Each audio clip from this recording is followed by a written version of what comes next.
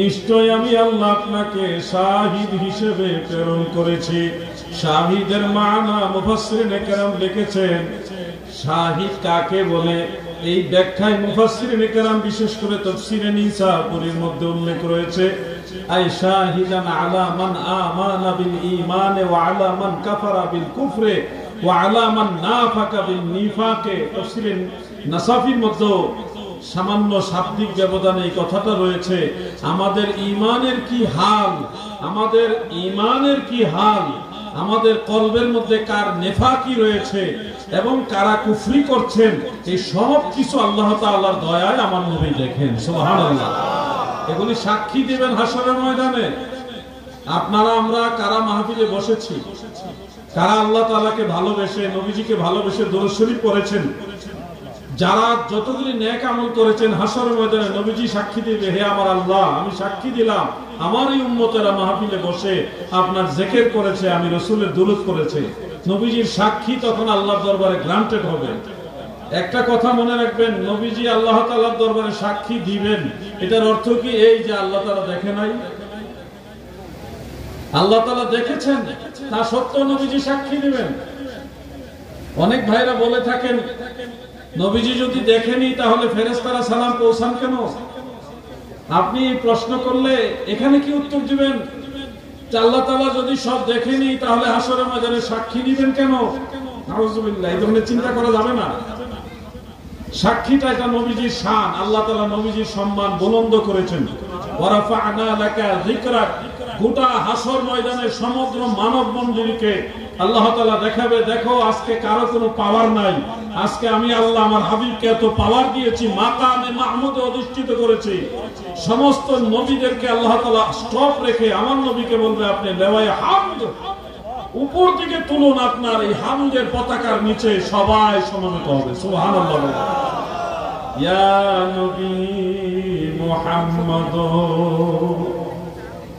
পাপীর কান্দারো,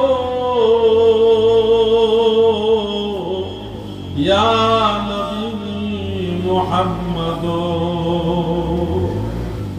আমার পীর কেবলা জান হুজুর এই ছন্দগুলি গাইতেন। এই ছন্দগুলির মধ্যে এমন মজা, আমার নবীজির মহব্বতে তিনি এগুলি বলতেন আর চোখের পানি ফেলতেন। প্রিয় ভাই আমার, আল্লাহর হাবিবের ইজ্জত সম্মান আপনাদের হৃদয় থেকে হৃদয়ঙ্গম করতে হবে, এটা বুঝতে হবে। যদি এটা না বুঝেন তাহলে হাশরের ময়দানে ধরা খাবেন, বিপদে পড়ে যাবেন। আল্লাহ তাআলা নবীজিকে সে সম্মান দিয়েছেন যে আমাকে দেখবেন, আপনাকে দেখবেন। আপনি সালাম দিলে নবীজি জবাব দিবেন। রওজা মুবারকের কাছে গিয়ে সালাম দিলে নবীজি শুনেন, জবাব দেন। সহিহ riwayat আছে, হাফেজ ইবনে হাজার আসকালানী তিনি ফাতহুল বারি শরহে বুখারীর মধ্যে এই হাদিসকে সহিহ বলেছেন। কাজী শৌকানী লামাযহাবীদের একজন বড় শেখ, তিনি নাইলুল আওতারের মধ্যে হাদিসটাকে জাইয়্যিদ বলেছেন, অতি উত্তম বলেছেন যে নবীজি শুনেন, মান সাল্লা আলাইয়া ইনদা কবরি সামি'তুহু, আমি রাসূলুল্লাহর রওজা মুবারকের কাছে কেউ যদি আমাকে সালাম দেয়, সালাতু সালাম পড়ে, আমি নিজে এটা শুনি। সুবহানাল্লাহ। এটা যেমন সহিহ হাদিস দ্বারা প্রমাণিত, অন্যান্য সহিহ হাদিস থেকে এটাও প্রমাণিত। নবীজি বলেন, আমি মদিনার মসজিদ নববীর মিম্বরে দাঁড়িয়ে ওই আসমান রাজ্যে হাউজে কাউসার দেখি। সুবহানাল্লাহ বলেন। ঠিক তেমনি ভাবে আমার দয়াল নবীজি বলেন, হিলিয়াতুল আউলিয়া সেই কিতাবের ৫ম খণ্ডে হাফেজ আবু নুআইম ইসফাহানী রাহমাতুল্লাহ আলাইহি হাদিস উল্লেখ করেছেন ১৬ নম্বর পৃষ্ঠায় ৫ম খণ্ডের মধ্যে। এবং ইমাম বুখারী রাহমাতুল্লাহ আলাইহির উস্তাদ ইমাম নুআইম বিন হাম্মাদ রাহমাতুল্লাহ আলাইহির কিতাবুল ফিতানের মধ্যে দ্বিতীয় হাদিসে সনদ সহকারে উল্লেখ করেছেন। হাদিসের মতনটা হলো এরকম, আন ইবনে উমর রাদিয়াল্লাহু তাআলা আনহুমা ক্বালা ক্বালা রাসূলুল্লাহ সাল্লাল্লাহু আলাইহি ওয়াসাল্লাম, ইন্নাল্লাহা তাআলা قد رفع لي الدنيا فانا انظر اليها والى ما هو كائن فيها الى يوم القيامه كانما انظر الى كف هذه। سبحان الله। আব্দুল্লাহ ইবনে ওমর বলেন, আল্লাহর হাবিব রাহমাতুল লিল আলামিন আমাদের দয়াল নবীজি বলেছে, উম্মতেরা শোনো, আমার আল্লাহ গোটা দুনিয়াটা আমি রাসূলের সামনে তুলে ধরে রেখেছে। ফলে দুনিয়ার কে কোথায় কি করে না করে, কিয়ামত পর্যন্ত কি করবে না করবে সবই আমি নবী দেখি এবং দেখতে থাকবো। কেমন ভাবে দেখবো? আমি আমার হাতের তালু যেরকম দেখি ওরকম দেখতে থাকবো। সুবহানাল্লাহ। মাদ্রাসার ছাত্র ভাইরা তো জানেন, আনজুরু এটা মাজির সিগা না মুজারের সিগা? মুজারের সিগা। আনজুরু, নানজুরু, ওয়াহিদ মুতাকাল্লিম, জামা মুতাকাল্লিম। ইয়ানজুরু, ইয়ানজুরান, ইয়ানজুরুনা, এই গর্দানে গিয়ে দেখবেন আনজুরু, নানজুরু, লাস্টে ওয়াহিদ মুতাকাল্লিম আর জামা মুতাকাল্লিম। যখন মুজারের সিগা আসে তখন ওই শব্দের মধ্যে দুইটা কাল টেন্স নাকি বলে, টেন্সই তো বলে নাকি, দুইটা কাল ওই শব্দের মধ্যে থাকে, একটা বর্তমান কাল আর একটা ভবিষ্যৎ কাল। যেমন কোরআনুল কারীমের মধ্যে আল্লাহ তাআলা বলেছেন ইন্নাল্লাহা ওয়া মালাইকাতুহু ইউসাল্লুনা আলান নবী। ইউসাল্লুনা এটা মুজারের সিগা, বর্তমান এবং ভবিষ্যৎ। ঠিক তেমনি ভাবে ওখানে নবীজি বলেন আনজুরু, আমি বর্তমানেও দেখি ভবিষ্যতেও দেখবো। এই যে মর্যাদা নবীজিকে দিয়েছেন, এতে কি আপনারা কি বেজার? আপনার মনের ভিতরে যদি অসন্তুষ্টি আসে, কেন নবীজি দেখবে শিরিক হয়ে যাবে? আরে বাবা, আল্লাহ নবীজির সামনে দুনিয়া তুলে ধরেন, আল্লাহ তুলে ধরেন, নবী দেখেন, নবীজিকে দেখার পাওয়ার দিছে আল্লাহ। তুমি তোমার নবীর সম্মানের কথা শুনে খুশি হও না, তো তোমার নবীর কথা শুনে তোমার ভালো লাগে না, তোমার ভালো লাগবে কার কথা শুনলে? তুমি তো ওই নবীর উম্মত কিনা সন্দেহ আসবে আমার কথা, ঠিক কিনা ভাই? আমার দয়াল নবীর শান ও আজমত আল্লাহ তাআলা বুলন্দ করেছেন। আসুন সেই নবীর মহব্বত নিয়ে দয়াল নবীর মহব্বতের আওয়াজে দুরূদ শরীফ পড়ি। আল্লাহুম্মা সাল্লি, মাশাআল্লাহ, মুহাম্মাদ ওয়া আলা আলি সাইয়্যিদিনা, মারহাবা। আমার মনে হয় যারা নিচে বসছেন তাদের আওয়াজ বেশি হচ্ছে, আর যারা উপরে বসছেন মঞ্চে এবং মঞ্চের বাইরে যারা চেয়ারে বসছেন, আপনাদের আওয়াজটা যারা নিচে বসছেন তাদের তুলনায় কম হচ্ছে। সবাই মিলে আমরা একসাথে মহব্বতের আওয়াজে দরুদ শরীফ পড়ি। আল্লাহুম্মা সাল্লি, মারহাবা, মাশাআল্লাহ।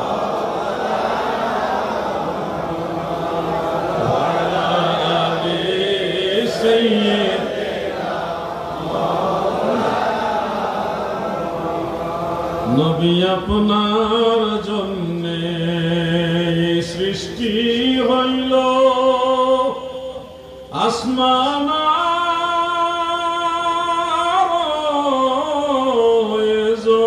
জমিন, সকল সৃষ্টির মূল আপনি, রহমাতুল লিল আলামিন। আল্লাহুম্মা সাল্লি আলা, মাশাআল্লাহ, মুহাম্মাদ ওয়া আলা আলি সাইয়্যিদিনা।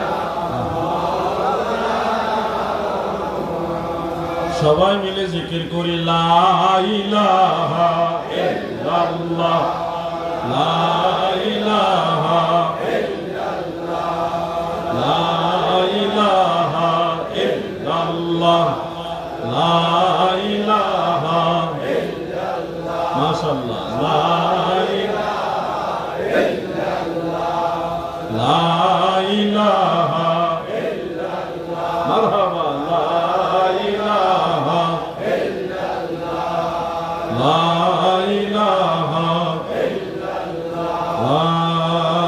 ইলাহা ইল্লাল্লাহু মুহাম্মাদুর রাসূলুল্লাহ সাল্লাল্লাহু আলাইহি ওয়াসাল্লাম। যুবক ভাইরা, ভূমিকা দেওয়ার আগে আরেকটা মাসালা আপনাদের বলি।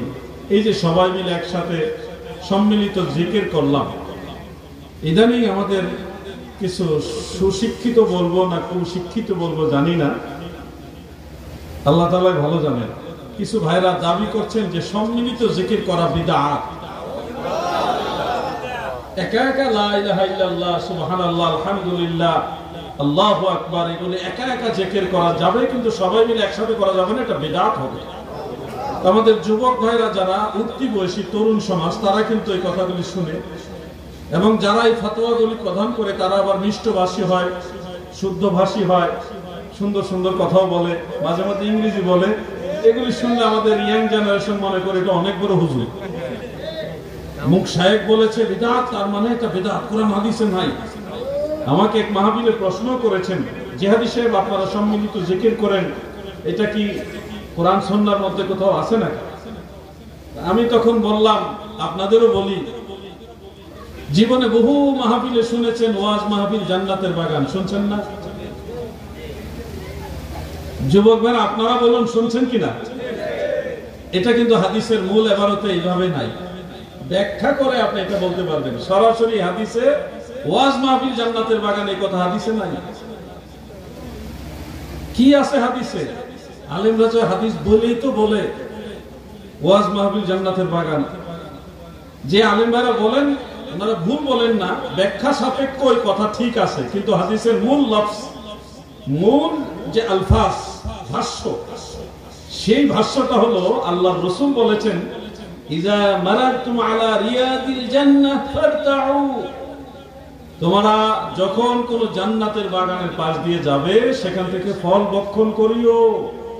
সাহাবায়ে কেরাম প্রশ্ন করলেন, ইয়া রাসূলুল্লাহ, আমা রিয়াদুল জান্নাত, জান্নাতের বাগান কোনটা? নবী করিম সাল্লাল্লাহু আলাইহি ওয়াসাল্লাম জবাব দিয়েছেন, ক্বালা হিলাকুজ যিকর। হাদিসের মূল শব্দটা হলো হিলাকুজ যিকর।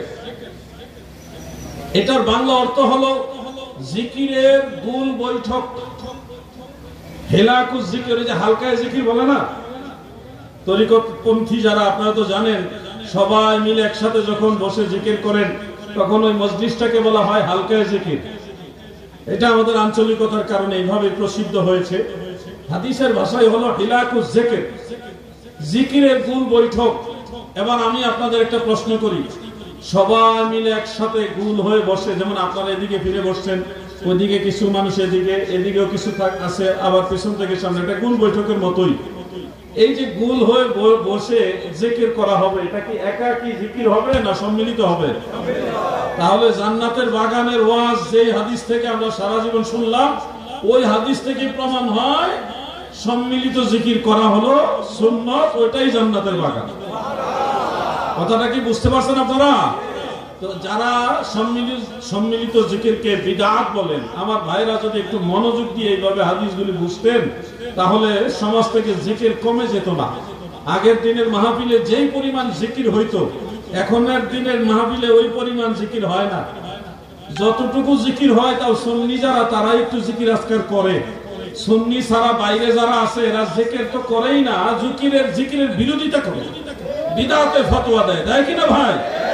তাহলে কোরআন হাদিস পড়লেই হবে না, এটা বুঝে শুনে পড়তে হবে, মুহাক্কিক আলিমের সোহবতে যেতে হবে।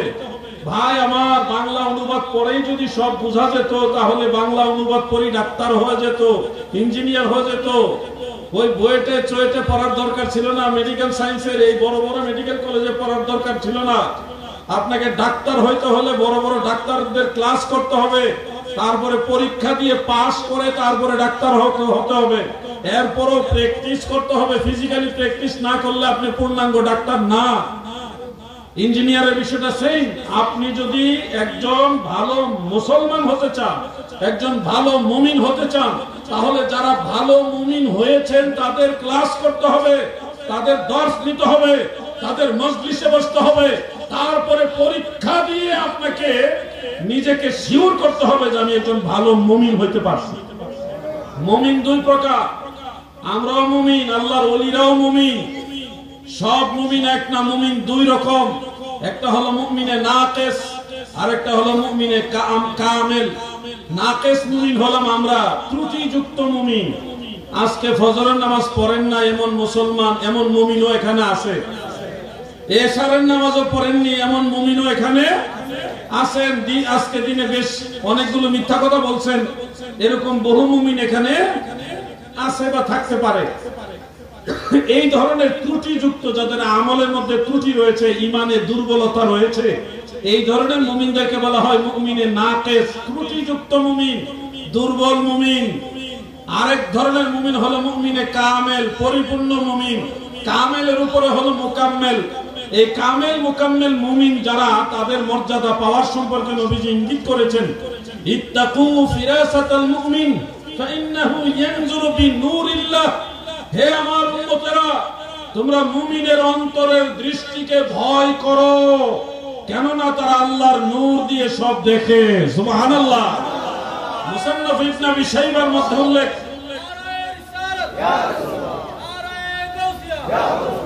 মুসান্নাফ ইবনে আবি শাইবার মধ্যে এবং মুজামুল কবির লিতাবারির মধ্যে আরেকটা সূত্রে হাদিস রয়েছে।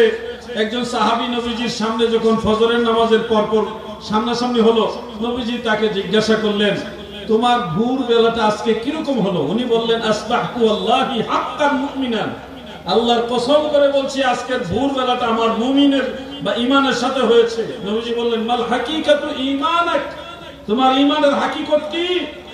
তখন তিনি বললেন, আমার ঈমানের হাকিকত, আমি জমিন থেকে আল্লাহর আরশে আল্লাহকে দেখি। সুবহানাল্লাহ। এটা হলো ওই মুমিন। কোন মুমিন? যেই মুমিন কামেল মুমিন, যেই মুমিন পরিপূর্ণ মুমিন, যেই মুমিন প্রকৃতপক্ষে মুমিন হতে পেরেছে। এই জন্য আমার মেসেজ হলো আপনাদের প্রতি, আপনি আমিও মুমিন, কিন্তু আমরা নাকিস মুমিন, ত্রুটিযুক্ত মুমিন। আমরা যদি ভালো মুমিন হতে চাই, ভালো মুমিন হতে চাই, তাহলে ওই ভালো মুমিন যারা হয়েছে তাদের সোহবতে বসতে হবে, তাদের ক্লাস নিতে হবে, তাদের কাছে গিয়ে দর্শ নিতে হবে, এরপরে পরীক্ষা দিতে হবে। এমনি এমনি কোনো কিছু হয় না, পরীক্ষা দেওয়া লাগে। পরীক্ষা কি? দুইজন মুরিদকে একজন আল্লাহর ওলি তিনার দরবারে রাখতেন, দুইজনই ভাই। তো ছোট ভাইকে একটু কম আদর করে আর বড় ভাইকে একটু বেশি আদর করে। তো ছোট ভাই একদিন বললেন, হুজুর, উনিও আপনার মুরিদ, আমিও তো আপনার মুরিদ, কিন্তু আমাকে একটু আদর কম করেন আর ওনাকে একটু বেশি আদর করেন, এটার হাকিকত কি? তখন পীর সাহেব বললেন, বাবা একটা কাজ করো, আমার এই ছাগল একটা আছে, এটা ছাদে উঠাও। ছোট ভাই যাকে একটু কম আদর করে সে বলল, হুজুর ছাগল ছাদে উঠবে না, ছাগলকে যখন সিঁড়ি দিয়ে ছাদে তুলবো তখন এটা খুঁটি মারবে, উঠবে না হুজুর, উঠতে চাইবে না। পীর সাহেব বলল, তাই তো বাবা, ঠিকই তো বলছেন, ছাগল তো ছাদে উঠবে না, তোমার ভাইকে ডাকো, বা যার ব্যাপারে তুমি কমপ্লেইন করেছো তাকে ডাকো। ওনাকে ডেকে এনে বললেন, বাবা একটা কাজ করেন, ছাগলটা ছাদে তুলে। তো উনি কোনো ধরনের প্রশ্ন না করে, হুজুর বলছেন, মুর্শিদ নির্দেশ দিচ্ছেন, ওই নির্দেশ বাস্তবায়ন করতেছেন। ছাগলের রশি দিয়ে ছাদে টানতেছে, ছাগলের নিচে টানে, উনি উপরের দিকে টানে, টানাটানি চলতেছে। বেশ অনেকক্ষণ পরে পীর সাহেব বললেন, বাবা আমি জানি ছাগল ছাদে উঠতে চাইবে না, খুঁটি মারে, এগুলি ছাগলের স্বভাব, পশুর স্বভাব। তো তুমি এদিকে আসো, দেখো তোমাদের দুইজনকে আমি মুরিদ করেছি, কিন্তু একজনকে বেশি আদর করি আর একজনকে একটু তুলনামূলক কম আদর করি। হাকিকত হলো তুমি আমার নির্দেশের মধ্যে কলম ধরো, ভালো মন্দ বিবেক খাটাও, এই জন্য তুমি পরিপূর্ণ যে বেলায়েতের নূর হাসিল করতে পারো না। আর সেও জানে ছাগল ছাদে উঠবে না, জানে, আমিও জানি, সেও জানে, কিন্তু আমি বলছি এই কথাটাকে সে পরিপূর্ণভাবে মানার চেষ্টা করে। এই জন্য তার প্রতি বেলায়েতের নূর বেশি সার্ভিস হয়, এই জন্য আমি তাকে বেশি আদর করি। এইভাবে ওলি আল্লাহ যারা, ভালো মুমিন যারা, মুর্শিদে কামিল মুকাম্মিল যারা, তারা মুরিদানদের ঈমান যাচাই করে, পরীক্ষা নেয়। পরীক্ষা নেওয়ার পরে যখন আপনি ভালো মুমিন হইতে পারবেন, তখন আপনি মনে রাখবেন আপনার আর আখিরাত নিয়ে তো টেনশন করা লাগবে না। আপনার চিন্তা করার লোক আছে, আপনি দুনিয়ার এই পর্বটা কিভাবে পার হবেন এটা নিয়ে চিন্তা করেন। একজন ভালো মানুষের সহবতে যান। আপনি যদি ভালো পথে চলেন, ভালো মতে চলেন, তাহলে আখিরাতের জন্য ভালো লাগবে না। 8 প্রকার মানুষ আছে যাদের কবরের মধ্যে মুনকার নকির এসে প্রশ্নই করবে না।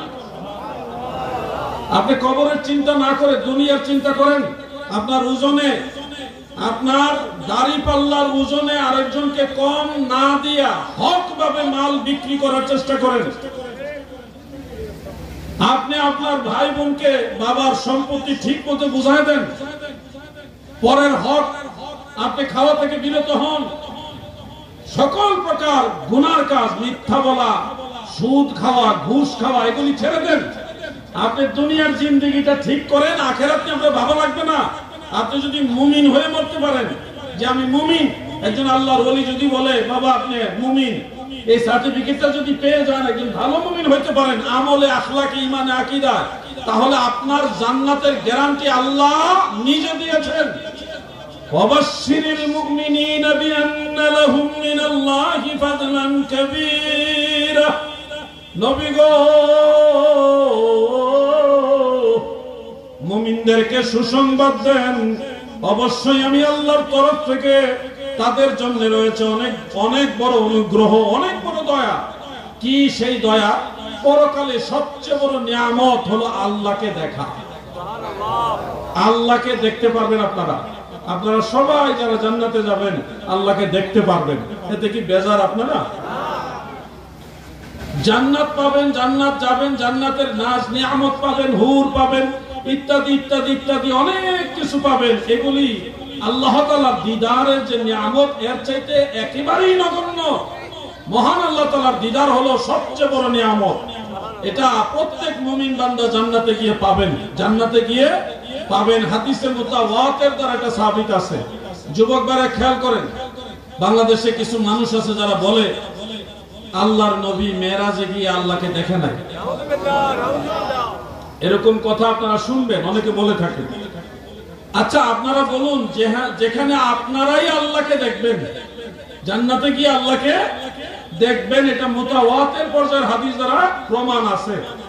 সেখানে আমাদের নবী রাহমাতুল্লিল আলামিন হওয়া সত্ত্বেও, হাবিবুল্লাহ সাইয়্যিদুল মুরসালিন হওয়া সত্ত্বেও আল্লাহকে দেখে না। এটা কি যৌক্তিক না অযৌক্তিক? আমরাই তো আল্লাহকে দেখবো। অনেকে দুনিয়া থেকে অন্তর্চক্ষু দ্বারা দেখে, আল্লাহকে দেখা যায়। এই যে ভাই যারা বলে যে নবীজি আল্লাহকে দেখবে বা দেখতে পারে না, অসম্ভব, এই ধরনের আকীদা যারা রাখে, এদেরকে আমরা বলি ওয়াহাবি। বেজার হয়ে গেলেন নাকি? ওয়াহাবি মানে হলো নবীজির সম্মান নিয়ে যারা টানাটানি করে, নবীজির ইজ্জতের চাদর নিয়ে যারা টানাটানি করে, এদেরকে আমরা ওয়াহাবি বলি। তো ওয়াহাবি যারা, তারা ওয়াহাবি শুনলে রেগে যায়। চট্টগ্রামে আমি এই পতেঙ্গার দিকে একটা মাহফিলে গিয়েছিলাম বেশ কয়েক বছর আগে। যাওয়ার পরে মাহফিল শেষ, মোনাজাতের ঠিক পূর্ব মুহূর্তে একটা প্রশ্ন এসেছিল। প্রশ্নটা হলো যে ওয়াহাবি কারা?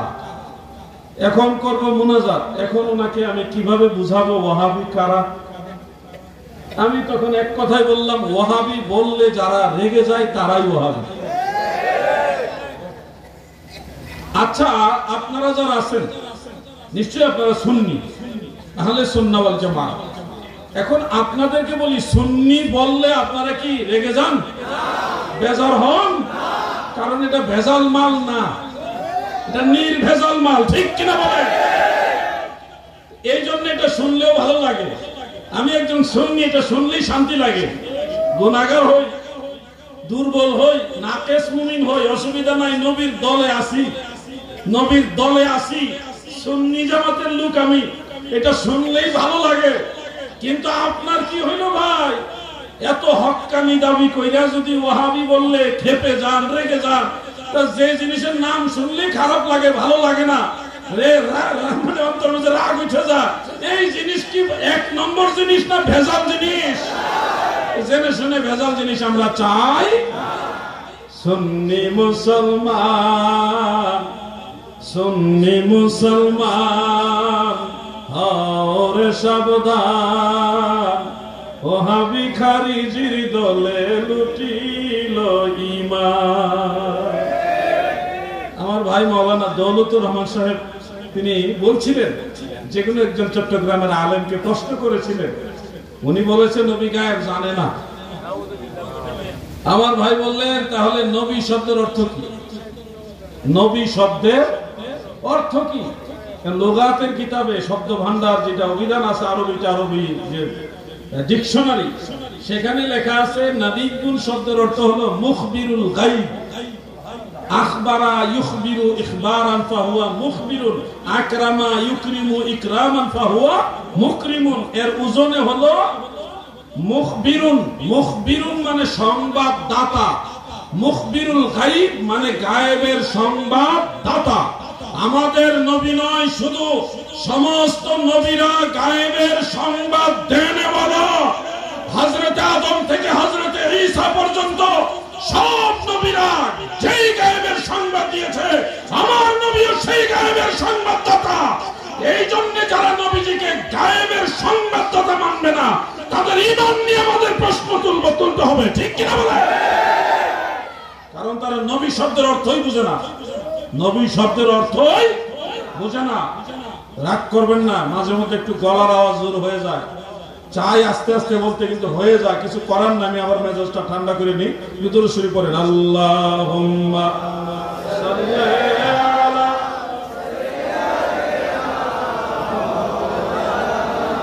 মুহাম্মাদ ওয়া আলা আলি সাইয়্যিদিনা।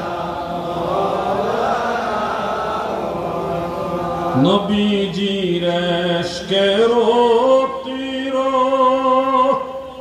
কলিজায় বিধিল যারো, ছেড়ে দিছে বাড়ি ঘর, সার কইরাছে কান্দন। আল্লাহুম্মা সাল্লি মারহাবা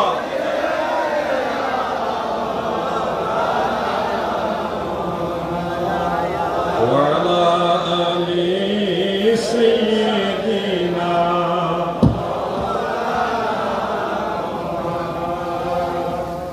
নীলফামারী সৈয়দপুর থেকে আমাকে এক ভাই ফোন করছেন, ফোন করে বলছেন, জিহাদি হুজুর, একটা হাদিস থেকে আমি কোন উত্তর দিতে পারছি না, আপনার কাছে এটার কোনো উত্তর থাকলে আমাকে বলেন। আমি ওনাকে জানি, সেহেতু বললাম যে কোন হাদিস শরীফ। উনি বললেন যে হাসরের ময়দানে কিছু লোক হাউজে কাউসারে নবীজির কাছে পানি পান করার জন্য যাবে, যাওয়ার পরে নবীজি তাদেরকে তাড়িয়ে দিবেন। কারণ হলো ফেরেশতারা এসে বলবে, ইয়া রাসূলুল্লাহ, নবীজি প্রথম বলবে এরা আমার সঙ্গী, এরা আমার উম্মত। ফেরেশতারা বলবে, ইয়া রাসূলুল্লাহ, আপনি জানেন না, আপনার পর্দা নেওয়ার পরে এরা কত ধরনের শিরক, বিদআত, কুফর এগুলির সাথে জড়িত হয়েছে, আপনি এটা জানেন না। ফেরেশতারা নবীজিকে বলবে, আপনি এটা জানেন না। বুখারী শরীফের হাদিস। এখন এই হাদিস থেকে বোঝা যায় নবীজি পর্দা নেওয়ার পরে উম্মতরা কে কি করে এটা নবীজি জানেন না, এটা নবীজি জানেন না, এটাই তো বোঝায় নাকি বাহ্যিক। এখন জিহাদি হুজুর, এই হাদিস দিয়ে তো আমরা বুঝতে পারছি নবীজি গায়েব জানে না। আমাকে প্রশ্ন করেছে, আমি এটার কি উত্তর দিব? আমি ওনাকে বললাম, এই হাদিস থেকে আপনি উত্তর দেন যে নবী গায়েব জানে। কিভাবে? যে ফেরেশতারা কি এই কথাগুলো বলে ফেলেছে না বলবে? বলবে। এখনো কিয়ামত হয়নি, এই কথাগুলি হাসরের ময়দানে বলবে, কিয়ামতের দিন না, হাসরের ময়দানে বিচার দিবসে বলবে, বহু পরে, এখনো ঘটনা ঘটেনি, ঘটবে। আমি বললাম যে যেহেতু এই ঘটনা এখনো ঘটেনি, সেই না ঘটা ঘটনা কার থেকে জানছেন আপনি? কে বলছে আপনাকে? তো আল্লাহ রসুলের হাদিস থেকে। হাদিস মানে নবীজি বলছেন। তো যে জিনিস এখনো ঘটেই নাই সেই জিনিস যিনি বলে দিছে উনি জানে না, তাহলে আপনি জানলেন কোত্থেকে? ফেরেশতারা কি এই কথা বলে ফেলেছে যে ইয়া রাসূলুল্লাহ আপনি জানেন না, আপনার পর্দা নেওয়ার পরে তারা শিরক করবো, বিদআত করবো, গুনাহ করছে, পাপ করছে, এটা আপনি জানেন না? উম্মতের এই হাল, এটা বয়ান করবে ফেরেশতারা। এটা কি বলে ফেলছে না বলবে? তো বলবে। তাহলে যেটা এখনো বলেই নাই, এখন ফেরেশতারা কি বলবে? কোন সম্পর্কে বলবে? উম্মতের হাল সম্পর্কে কি কি বলবে? এগুলি আগে থেকেই তো নবী বলে দিছে। তো নবী জানলো না, তা আপনি জানলেন কোথেকে? কয় জিহাদি হুজুর আপনি একটা সিজ হইছে। এটা ওনার একটা মহব্বতের ভাষা। আমি এটা যদিও অনেক সময় সুন্দর মনে করি না। আমি বললাম ভাই এইভাবে বললেন না, আমি যেটুকু জানছি আপনাকে বলছি, আর চেয়ে বেশি কিছু ব্যাখ্যা থাকলে আপনি দিয়ে দিতে পারেন। না, আমি চিন্তাও করি নাই, এই হাদিস থেকে আপনি ইলমে গায়েব প্রমাণ করবেন। এই জন্য বলছি নবীজি সম্মানের বিরুদ্ধে দাঁড়ানো যাবে। যদি কখনো কোনো বিষয় আপনার কাছে মনে হয় যে এটা বুঝতেছি না, বুঝতে হবে যে আপনার বোঝার অভাব আছে, কিন্তু বুঝ আছে। আমার ভিতরে না থাকলে আরেকজনের কাছে এই বুঝটা আছে। এই জন্য নবীজির শান ও আজমতের ব্যাপারে কখনো কার্পণ্য করা যাবে না। একজন শায়ের, তিনি একটা গজল গাইতেন, মুন্সিগঞ্জে বাড়ি, ওনার নাম মনসুর। আমি খুব মনোযোগ দিয়ে উনি যখন এটা গাইতেন আমি শুনতাম। নবীজির শানের কথা বলবো রে কারে, নবীজির গুণের কথা বলবো রে কারে, নূরংশ দিবানা জঙ্গলায় ঠিকানা, ঘড়িয়া বেড়ায় নবী ধারে গোধারে, নবীজির শানের কথা বলবো রে কারে। নবী কান্ডারি হইয়া যাবেন তোরি বাইয়া, কান্ডারি হইয়া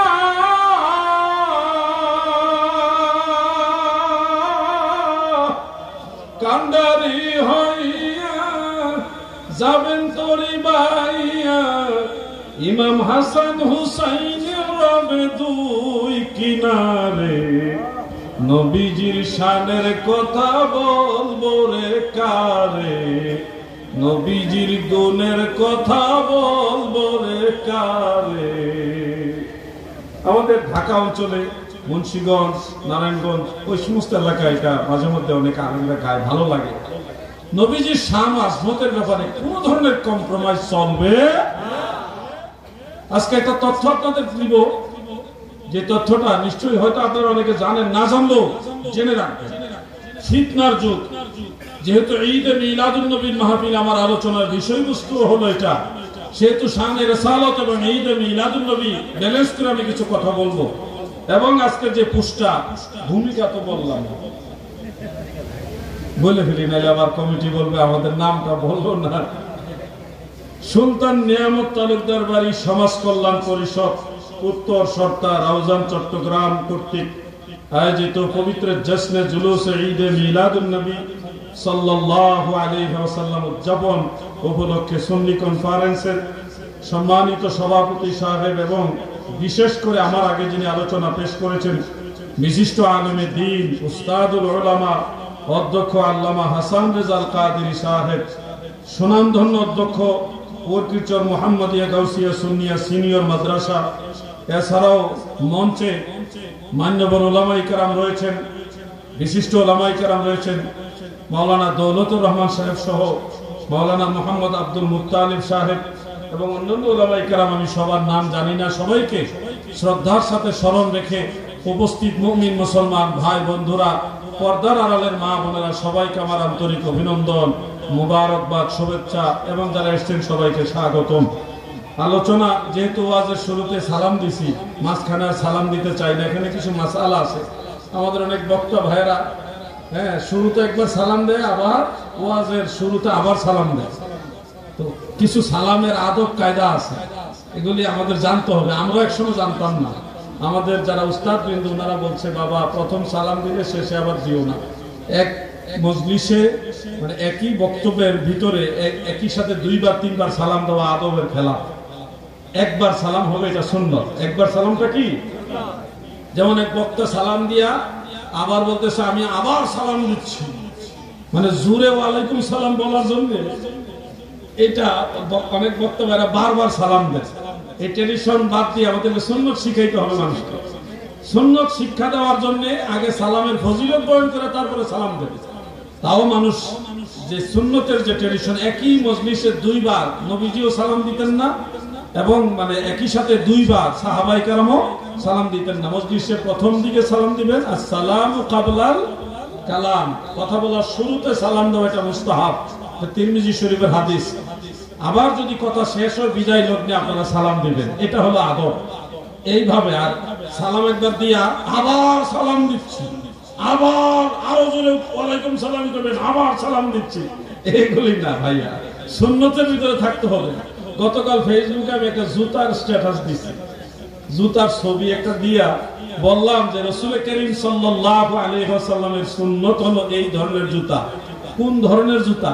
যে জুতাগুলির মধ্যে দুইটা ফিতা থাকে, এই ধরনের একটু মোটা মোটা ফিতা, এই ক্রস দেওয়া, এইভাবে ক্রস দেওয়া, এই ধরনের জুতা আল্লাহ রাসূল সাল্লাল্লাহু আলাইহি সাল্লাম ব্যবহার করেছেন।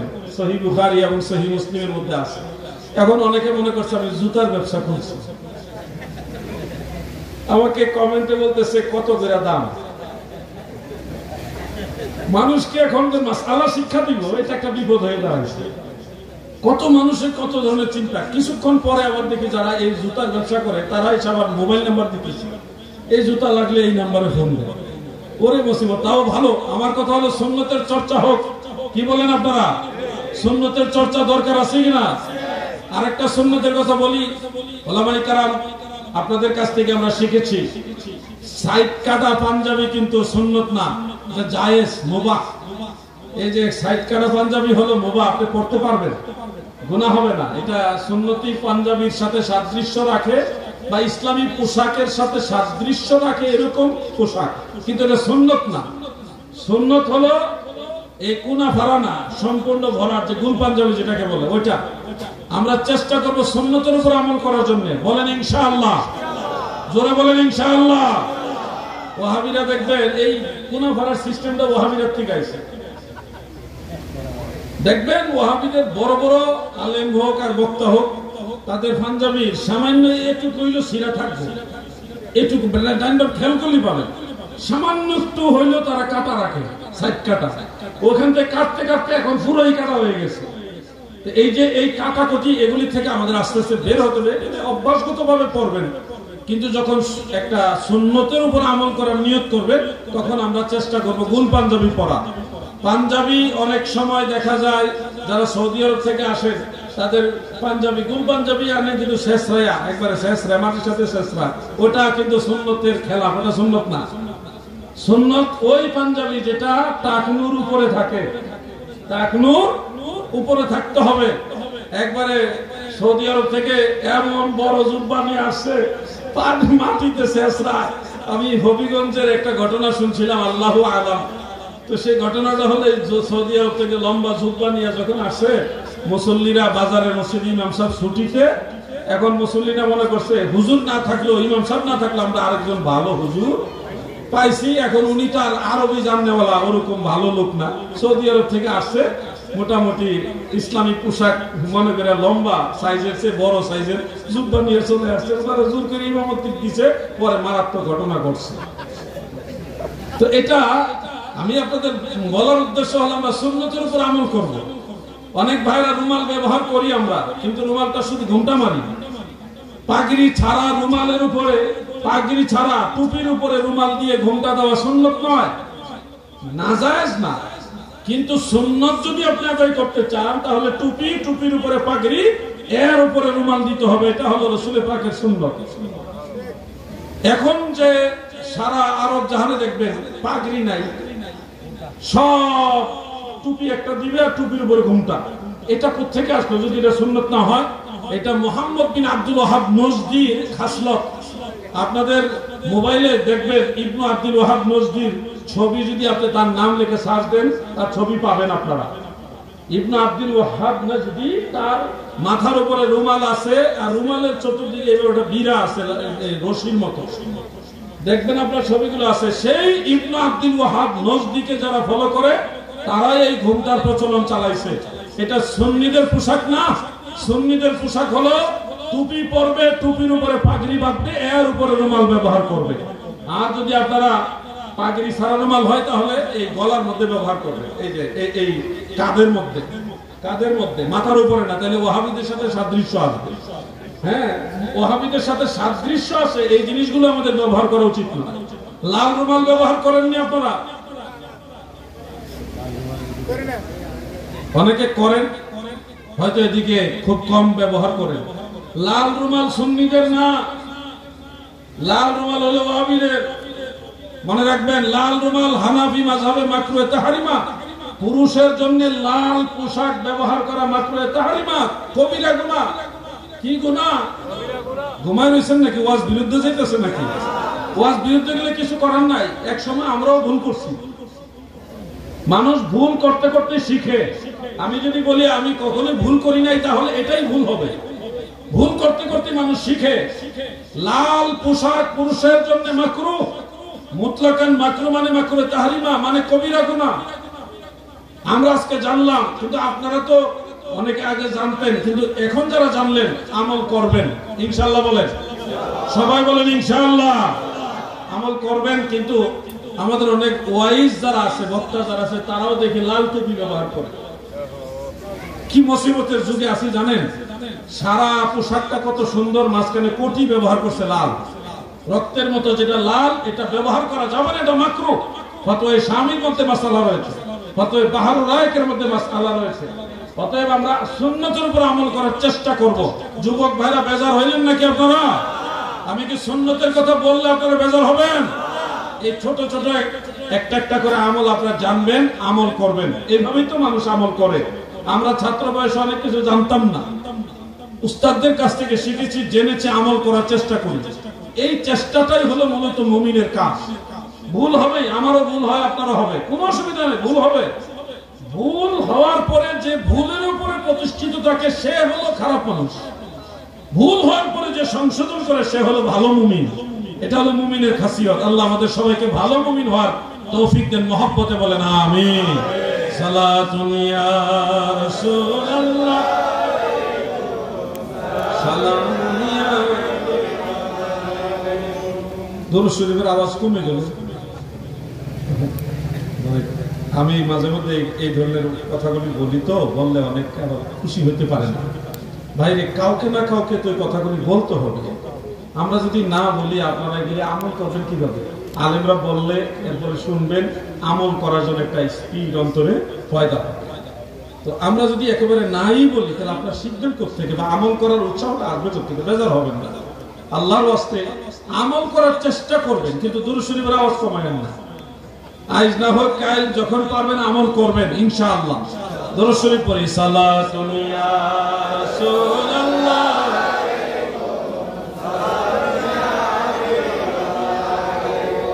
সালাতুন ইয়া রাসূলুল্লাহ, সালামুন ইয়া।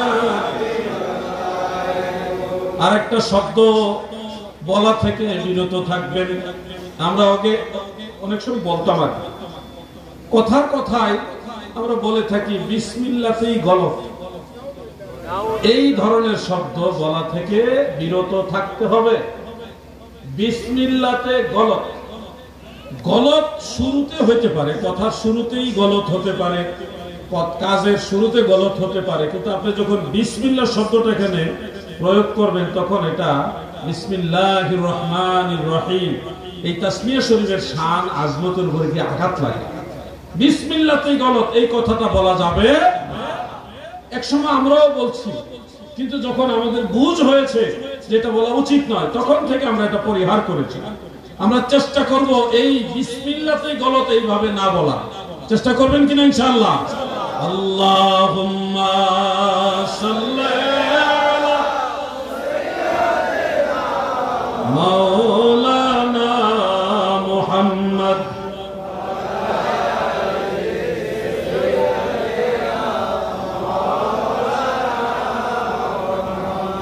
প্রিয় ভাই আমার, বন্ধুরা আমার, বলেছিলাম এমন একটা তথ্য আপনাদেরকে দিব, যে তথ্যটা হয়তো ইতোপূর্বে আপনারা শুনেননি, হয়তো কিছু ভাইরা শুনেও থাকতে পারেন।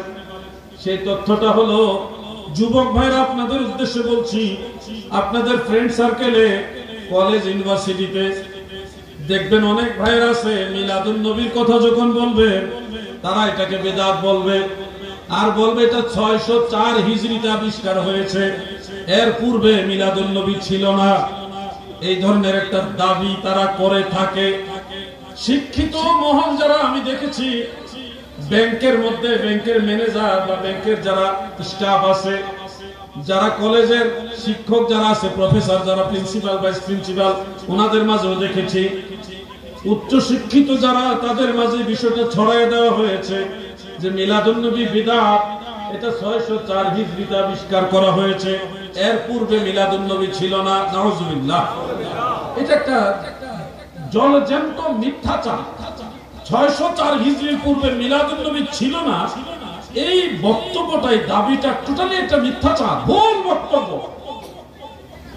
মিলাদুন নবী আমি যদি পূর্বের ইতিহাস খুলি তাহলে সেটা ভিন্নভাবে আমি বলতে পারবো, কিন্তু সেটা আমি ওইভাবে বলবো না। মূল কথা হলো মিলাদুন নবী 604 হিজরিতে আবিষ্কার হয়েছে এই কথা ভুল। বরং আল্লাহ রাসূলের জামানাতে সাহাবায়ে কেরাম মিলাদুন নবীর মজলিস, রাসূল পাকের বেলাদত মুবারক, নবীজি দুনিয়াতে শুভাগমন করেছেন, এই সম্পর্কের আলোচনার স্পেশাল মাহফিল করেছে। মারহাবা বলেন। সেই ধারাবাহিকতায় মক্কা মুকাররমায়, মদিনা মুনাওয়ারায় যুগের পরে যুগ, শতাব্দীর পর শতাব্দী যারা সালাফ এবং খালফ ছিলেন, সালফে সালিহিন যারা ছিলেন, তারা সবাই মিলাদুন নবী প্রত্যেক বছরে উদযাপন করতেন। একটা তথ্য ইমাম বদরুদ্দিন আইনি হানাফি রহমাতুল্লাহ আলাইহি, যিনি শারিহুল বুখারী, তিনি তার কিতাব ইতকুল জুমান ফি সিরাতি হাযা জামান ফি জামান, এই কিতাবের মধ্যে তিনি একটা তথ্য এনেছেন। বাদশাহ নুরউদ্দিন জঙ্গি রহমাতুল্লাহ আলাইহি, বাদশাহ নুরউদ্দিন জঙ্গি কে? যার জামানায় নবীজির রওজা মুবারক থেকে রাসূল পাকের জেসেম মুবারক ইহুদিরা চুরি করার জন্য নিচে দিয়ে সুড়ঙ্গ করেছিল। আল্লাহ রাসূল স্বপ্নে যুগে বলেছিলেন, নুরউদ্দিন, ইহুদিরা সুড়ঙ্গ করতেছে, তুমি তাদেরকে ঠেকাও। একবার, দুইবার, তিনবার নবীজি স্বপ্নে যুগে গিয়ে বাদশাহ নুরউদ্দিনকে বলেছে, তুমি তাদেরকে ঠেকাও। এই সূরত তারা তাহাজ্জুদ নামাজও পড়ে, তারা 5 ওয়াক্ত নামাজ পড়ে, প্রথম কাতারে দাঁড়ায় নামাজ পড়ে, তাকবীরে উলার সাথে নামাজ পড়ে, নামাজের পরে তারা তাসবিহ টিপে, টপর টপর করে তাসবিহ টিপে, বহু বড় আমলদার, তাহাজ্জুদ নামাজও দাঁড়ায়, কিন্তু সুযোগে তারা মাটির নিচ দিয়ে সুড়ঙ্গ করে। সবাই যখন ঘুমিয়ে যায় তখন তারা মাটির নিচে দিয়ে সুড়ঙ্গ করে, নবীজির জেসেম মুবারক চুরি করে তারা নিয়ে যাবে ইহুদিরা। তিনবার যখন আল্লাহর হাবিব রাহমাতুল লিল আলামিন বললেন, নুরউদ্দিন রে, ও আমার নুরউদ্দিন, আমি রাসূলুল্লাহর জিসম মুবারক চুরি করে নেওয়ার জন্য ইহুদিরা এই বেশভূষা নিয়ে, এই সুরত নিয়ে তারা এইভাবে সুড়ঙ্গ করছে। বাদশাহ নুরউদ্দিন তখন তাদেরকে পাকড়াও করেছিল, ধরেছিল, রিমান্ডে নিয়ে, তৎকালীন সিস্টেমে রিমান্ড দিয়ে তাদের কাছ থেকে স্বীকারোক্তি নিয়েছিল। এবং ওই এর পর থেকেই রওজা মুবারকের চতুর্দিকে সীসা দিয়ে ঢালাই করে বিশাল বড় ওয়াল দেওয়া আছে, গভীর করে, যেন পরবর্তীতে কোন ইহুদি, কোন নাসারা, ইসলামের শত্রুরা, নবীর শত্রুরা যেন নবীজির জেসেম মুবারক চুরি করে নিতে না পারে। এই যে সীসা ওয়াল, এটা দিয়েছিলেন বাদশাহ নুরউদ্দিন জঙ্গি রহমাতুল্লাহ আলাইহি, যার সাথে আল্লাহ রাসূলের তিনবার দিদার হয়েছে। মারহাবা বলেন। সেই বাদশাহ নুরউদ্দিন জঙ্গি রহমাতুল্লাহ আলাইহির সময়কালটা ছিল 511 হিজরি থেকে 569 হিজরি। 511 থেকে 569, এটা কি 604 হিজরির পরে না আগে? বুঝতেছেন তো আপনারা? যারা দাবি করছেন 604 হিজরির সময় মিলাদুন নবী আবিষ্কার হয়েছে, এর পূর্বে ছিল না, আপনারা এই কথাটা কোট করেন। ইমাম বদরুদ্দিন আইনি তার কিতাবের মধ্যে লিখেছেন, বাদশাহ নুরউদ্দিন জঙ্গির ওই জমানাতেই মুসুল শহর, এটা বর্তমানে ইরাকে অবস্থিত, আমি গিয়েছি সেই মুসুলে, সেখানে নবিউল্লাহ হযরত ইউনূস আলাইহিস সালামের মাজার রয়েছে, এবং হযরতে শীস পয়গম্বর হযরত আদম আলাইহিস সালামের পুত্র, তিনারও মাজার আছে, আমি জিয়ারত করে আসছি। সেই মুসুল, ইরবিল বা আরবল, এই ইরবিল শহরে মুসুলে তৎকালীন সময়ে বাদশাহ নুরউদ্দিন রহমাতুল্লাহ আলাইহির জামানাতেই মুসলমানেরা মিলাদের আয়োজন করত। কেমনে? এবারটা রয়েছে, ওয়াকানা ইয়ামালু বিমাউলিদি রাসূলিল্লাহি সাল্লাল্লাহু আলাইহি ওয়াসাল্লাম ফি কুল্লি সানাতিন, প্রত্যেক বছরে মুসলমানেরা রাসূল পাকের মিলাদুন নবী উদযাপন করত। মারহাবা বলে, মারহাবা বলে। যারা দাবি করছেন 604 হিজরির পূর্বে মিলাদুন নবী ছিল না, দয়া করে ইমাম বদরুদ্দিন আইনির এই কিতাবটা পড়ুন, একটু দেখুন, জানার শেষ নেই। আগে অনেক মিথ্যাচার করেছেন, এই বেদাত সেই বেদাত, এই জায়েজ নাই, এই কোরআন হাদিসে নাই। এখন আগের দিন বাগে খেয়ে ফেলেছে। এখন ইন্টারনেটের যুগ, মোবাইলে হাজার হাজার কিতাব আছে, গুগলে কিতাব পাওয়া যায়, প্লে স্টোরে কিতাব পাওয়া যায়, অ্যাপস এর মাধ্যমে কিতাব পাওয়া যায়। এখন দলিল আদিল্লা খুঁজে পাওয়া খুব সহজ। আপনাদের বলছি মিলাদুন নবী রাসূল পাকের জামানা থেকে এটা চলে আসছে, ধারাবাহিক এখনো আছে। আল্লাহ চাহে তো কিয়ামত পর্যন্ত থাকবে, ঠিক কিনা বলে? এটা সুন্নতে মুতাওয়ারিসা। ফতোয়া শামীর মধ্যে উল্লেখ, সুন্নতে মুতাওয়ারিসার বিরোধিতা করা জায়েজ নাই। সুন্নতে মুতাওয়ারিসা মানে চলমান সুন্নত, চলমান সুন্নত। জুমার নামাজে 12:30 বা 12:15 একটা আযান দেন না জুমার দিনে, এটা সুন্নতে মুতাওয়ারিসা। এটা সুন্নতে খুলাফায়ে রাশিদিন এবং সুন্নতে মুতাওয়ারিসা, এটা সুন্নতে রাসূল না। কিন্তু হযরত উসমান রাদিয়াল্লাহু আনহু জামানা থেকে এই আযান প্রচলন হয়েছে, এরপরে ধারাবাহিক চলে আসতেছে, চলছে। যুবক ভাইরা আমার, আজকেও আমাকে একজন প্রশ্ন করেছে, হুজুর ইমাম আবু হানিফা রাহমাতুল্লাহ আলাইহি মিলাদ পড়ছেন? এই ধরনের প্রশ্ন আপনাদেরকে করতে পারে। আচ্ছা আপনারা বলেন, যেখানে সাহাবায়ে কেরাম নিজেরাই মিলাদের মাহফিল করেছে, সেখানে ইমাম আবু হানিফার কাছ থেকে দলিল জানা দরকার আছে? আপনি বুঝেন নাই কথাটা মনে হয়। যেখানে স্বয়ং সাহাবায়ে কেরাম নিজেরাই নবীজির মিলাদের তাজকিরা মাহফিল করেছেন, নবীজির বেলাদাত মুবারকের আলোচনার মজলিস করেছেন, মাহফিল করেছেন, সেখানে ইমাম আজম আবু হানিফা, ইমাম মালিক বা কোন ইমাম করছে কিনা এটা প্রশ্ন করাই তো বেয়াদবি। সাহাবীদের উপরে কি কোন মাযহাবের ইমাম নাকি? সাহাবীরা হলো আগে। সবচেয়ে বড় কথা হলো আল্লাহর নবী নিজেই মিলাদের তাজকিরা করেছেন। এটা একেবারে বিশুদ্ধ পর্যায়ের হাদিস দ্বারা প্রমাণিত। বহু মাহফিল আমি এগুলো আলোচনা করেছি। আমি যখন প্রথম বেশ কয়েক বছর আগে হাদিস শরীফটা বেশি বেশি বলা শুরু করলাম, তখন কিছু ওয়াহাবি মতদর্শী আলেম তারা আমার বিরুদ্ধে লাগছে।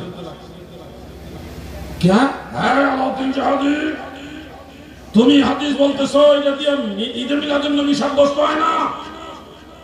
কি সাব্যস্ত হয়? এটা দিয়ে শুধু নবীজির জন্ম মুবারক কত তারিখ এটা সাব্যস্ত হয়। পরে যখন আমি দলিলের ভান্ডার করলাম, রাসূল পাক সাল্লাল্লাহু আলাইহি সাল্লামের বেলাদাতের আলোচনায় কি কি বলতেন, এই সব দলিলগুলি যখন বললাম, এখন আর আওয়াজ নাই। আওয়াজ থেমে গেছে। এগুলি হলো দেখবেন মাদ্রাসা থেকে বের হওয়ার পরে আর কিতাব নিয়ে বসে না। যে যে বইগুলো কিতাবগুলো ক্লাসে পড়া, এগুলির বাইরে আউট কোনো কিতাব তারা চর্চা করে না। খবর নিয়ে দেখুন, জুব্বা ঠিকই আছে, বাহ্যিক লেবাস ঠিক আছে, কিন্তু কিতাব চর্চা করে না। আমাদের সুন্নি আলেমদের মধ্যে এরকম আছে, সেই যে কামেল পাস করছে এরপরে আর বুখারী শরীফ খুলে দেখছে না। এই ধরনের জিনিসগুলো আমাদেরকে পরিহার করতে হবে, চর্চা করতে হবে, চর্চা। নবীজি সাল্লাল্লাহু আলাইহি ওয়াসাল্লামের যুগে মিলাদের মাহফিল ছিল। হাফেজ ইবনে হাজার আসকালানী, ইমাম জালালউদ্দিন সুয়ুতী দুইজনেই একটা ফয়সালা দিয়েছেন, যেটা তাফসীরে রুহুল বয়ানের মধ্যে এইভাবে উল্লেখ করেছে, কাদ ইস্তাখরাজা লাহুল হাফিজ ইবনে হাজার আসলাম মিনাস সুন্নাহ ওয়া কাযাল হাফিজ সুয়ুতী কুদ্দিসা সিররুহু। নবীজির সুন্নাহ থেকে মিলাদে রাসূল ভিত্তি বের করেছেন হাফেজ ইবনে হাজার আসকালানী, অনুরূপভাবে হাফেজ জালালউদ্দিন সুয়ুতী। চট্টগ্রামের নবীর প্রেমিকেরা গো, যে দুইজন ইমামের নাম বললাম, এই দুইজন ইমামের মধ্যে একজন ইমাম জালালউদ্দিন সুয়ুতী 2 লক্ষ হাদিসের সনদ মুখস্থ জানতেন, আরেকজন ইমাম ইবনে হাজার আসকালানী রাহমাতুল্লাহ আলাইহি 6 লক্ষ হাদিসের সনদ মুখস্থ জানতেন। মারহাবা। কেউ 4 লক্ষের কথা উল্লেখ করেছেন। তো নিশ্চয়ই আপনাদের এই চট্টগ্রামেও যারা মিলাদুন নবীর বিরোধিতা করে, তাদের মধ্যে 6 লক্ষ হাদিস মুখস্থ জানে এরকম বহু আলেম আছে না? আওয়াজে বোঝা যায় আপনারাই আছেন। আপনারা কি 6 লাখ হাদিস জানেন নাকি? বর্তমান বিশ্বে একজনও নাই যিনি 1 লক্ষ হাদিস সনদ সহ মুখস্থ জানেন। শুধু একজন আছে যিনি বিলা ইসনাদ মানে সনদ ছাড়া শুধু নতুন মুখস্থ জানে, আল আজহার বিশ্ববিদ্যালয়ে মিশরে আছে। তাও এই বয়সের ভারে একেবারে দুর্বল হয়ে গেছেন, আগের সেই জেহেন নাই, ব্রেইন বা মেমোরি নাই। তো এই যে ইলিম চলে যাচ্ছে, ইলিম উঠে যাচ্ছে, আলেমদের ইন্তেকালের মাধ্যমে ইলিম চলে যাচ্ছে। কোথায় দেখেন যারা আজকে বলতেছে মিলাদুন নবী বিদআত, আপনি যদি তাকে ধরেন 100টা হাদিসও সনদ সহকারে বলতে পারবে না, 100টা হাদিসও পারবে না সনদ সহকারে বলতে। আর যারা মিলাদ জায়েজ বলেছেন, মিলাদুন নবী সুন্নাহ দ্বারা প্রমাণিত বলেছেন, তারা লক্ষ লক্ষ হাদিস মুখস্থ জানতেন। এই মিলাদুন নবীর পক্ষে আমার জানা মতে 100-র উপরে কিতাব লিখেছে ইমামরা। এর মধ্যে প্রথম যে কিতাবটা আমি পেয়েছি, ওই কিতাবটা ইমাম বুখারীর বুখারী শরীফ লেখার আগের কিতাব। ইমাম বুখারী তখনও বুখারী শরীফ লেখেনি, এর আগে মিলাদুন নবীর কিতাব লেখা হয়েছে। বলবেন কোথায় পেয়েছেন এগুলো আপনি? ভাই কোথায় পেয়েছি জানার চেষ্টা করো। হাফেজুল হাদিস ইমাম জাইনুদ্দিন ইরাকি, যিনি ইমাম আসকালানির শায়েখ ছিলেন, তিনি এই তথ্যগুলি তুলে ধরেছেন। আপনাদেরকে জানতে হবে, নারায়ণগঞ্জে একজন বয়োজ্যেষ্ঠ আলেম, উনি মিলাদুন নবীকে খুব এনকার করলেন, এনকার করে উপস্থাপন করে বললেন এগুলি বিদআত, বন্ধ করতে হবে এগুলো। পরে আমি ওনাকে লাইভে আমি বলেছিলাম, আপনি আমার পিতার বয়সী, আমার বাবার বয়সে, আপনাকে সম্মান দিয়ে বলছি, মিলাদুন নবী কোন বিষয়টা আপনার বোঝা লাগবে বলেন, আমি আপনার বাড়িতে আসবো, কিতাব নিয়ে আসবো, আপনাকে দিব, আমি এবারও বের করে দিব, আপনি পড়বেন, আপনি বুঝবেন, আপনি আলেম, বুঝার জ্ঞান আপনার আছে। কিন্তু আপনি বলবেন না বাদ দিতে হবে। কেন? কোরআন হাদিসে যা আছে তা বাদ দিতে হবে কেন? যে কোরআন হাদিস মানবে না তাকে বাদ দিতে হবে। মিলাদুন নবী কোরআন সুন্নাহয় আছে। এই মিলাদুন নবীর পক্ষে শত শত কিতাব লিখেছে ইমামরা। আপনি বলেন কোন জিনিসটা বোঝা লাগবে আপনার? আমি আপনাকে সম্মানের সাথে বলছি, কোন জিনিসটা বোঝা লাগবে আপনি আসুন, অথবা আমাকে বলুন আপনার ঘরে গিয়ে আমি কিতাব দেখাবো। কিন্তু আলহামদুলিল্লাহ পরে উনি আর বাড়াবাড়ি করে নাই, থেমে গেছে, এখনো থেমে আছেন। আমরা চাই আপনি মিলাদুন নবী না করেন, আপনার ব্যক্তিগত ব্যাপার, কিন্তু যারা নবীর মহব্বতে মিলাদুন নবী উদযাপন করছে, তার রাসূল পাকের এই মহব্বতের উপর আপনি আঘাত করবেন না। কারণ তার এই ছোট্ট হাতে ছোট্ট পতাকা নিয়ে ইয়া রাসূলুল্লাহ মারহাবা ইয়া হাবিবাল্লাহ এই স্লোগানের সাথে নবীর মহব্বত জড়িত। আল্লাহর হাবিবের মহব্বত কোনোদিন বন্ধ হবে না, ঠিক কি না বলে? বিরুদ্ধে দাঁড়ানো যাবে না।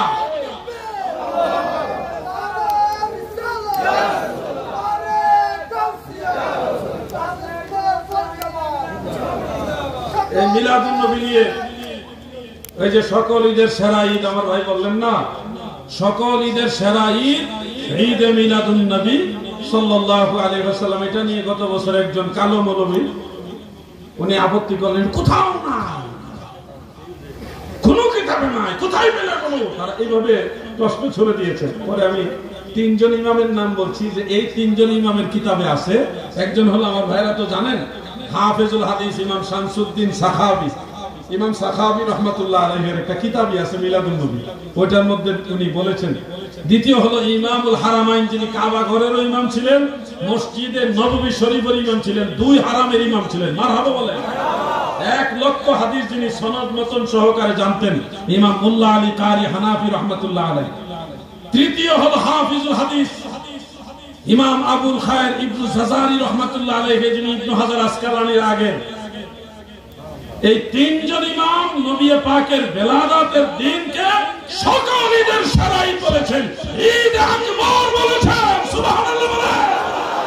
সকল ঈদের ঈদ, ঈদ মিলাদুন নবী মুমিনের ঈদ, ঈদ মিলাদুন নবী মুমিনের ঈদ। সবাই বলেন সকল ঈদের ঈদ মিলাদুন নবী মুমিনের ঈদ, ঈদ মিলাদুন নবী মুমিনের ঈদ। আহলে সুন্নাহ ওয়াল জামাত এটা এমন একটা দল যেটা সুন্দর এবং যৌক্তিক।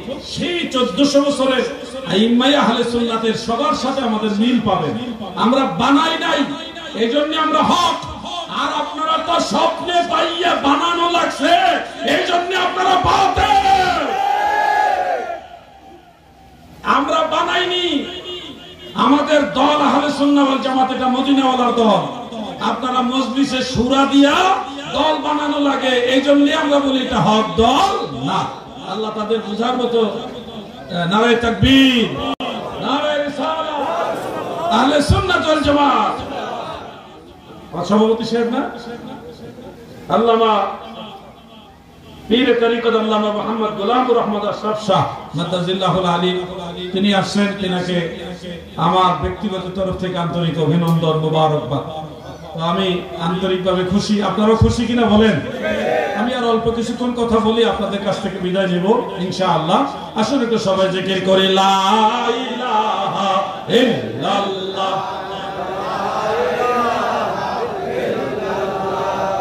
লা ইলাহা ইল্লাল্লাহ, মাশাআল্লাহ, লা ইলাহা ইল্লাল্লাহ, লা ইলাহা ইল্লাল্লাহ, হক লা ইলাহা ইল্লাল্লাহ, মুহাম্মাদুর রাসূলুল্লাহ।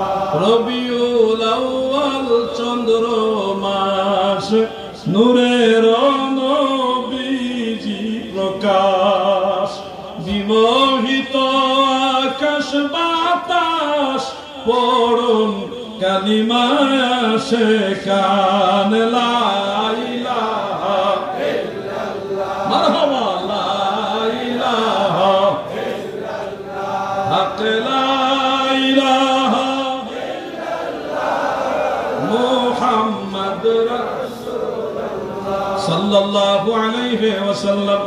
এই জন্য মিলাদুন নবীর বিষয়গুলো কনফিউশন যারা থাকবেন, আমাদের আলেম ভাইদের জিজ্ঞাসা করবেন।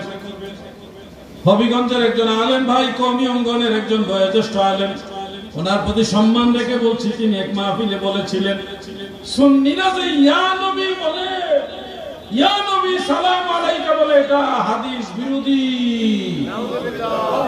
দলিল আসসালামু ক্বাবলাল কালাম, আগে সালাম পরে কালাম। কিন্তু কিয়ামের সালামের মধ্যে ইয়া নবী আগে বলে পরে সালাম দেয়, সালামু আলাইকা পরে বলে। তাহলে হাদিসে বলছে আগে সালাম পরে কালাম। আর সুন্নিরা মিলাদের কিয়ামে আগে কালাম করে পরে সালাম দেয়, হাদিস বিরোধী কথা। কিন্তু তাৎক্ষণিক যারা শুনেছেন তারা ঠিক বলেছে।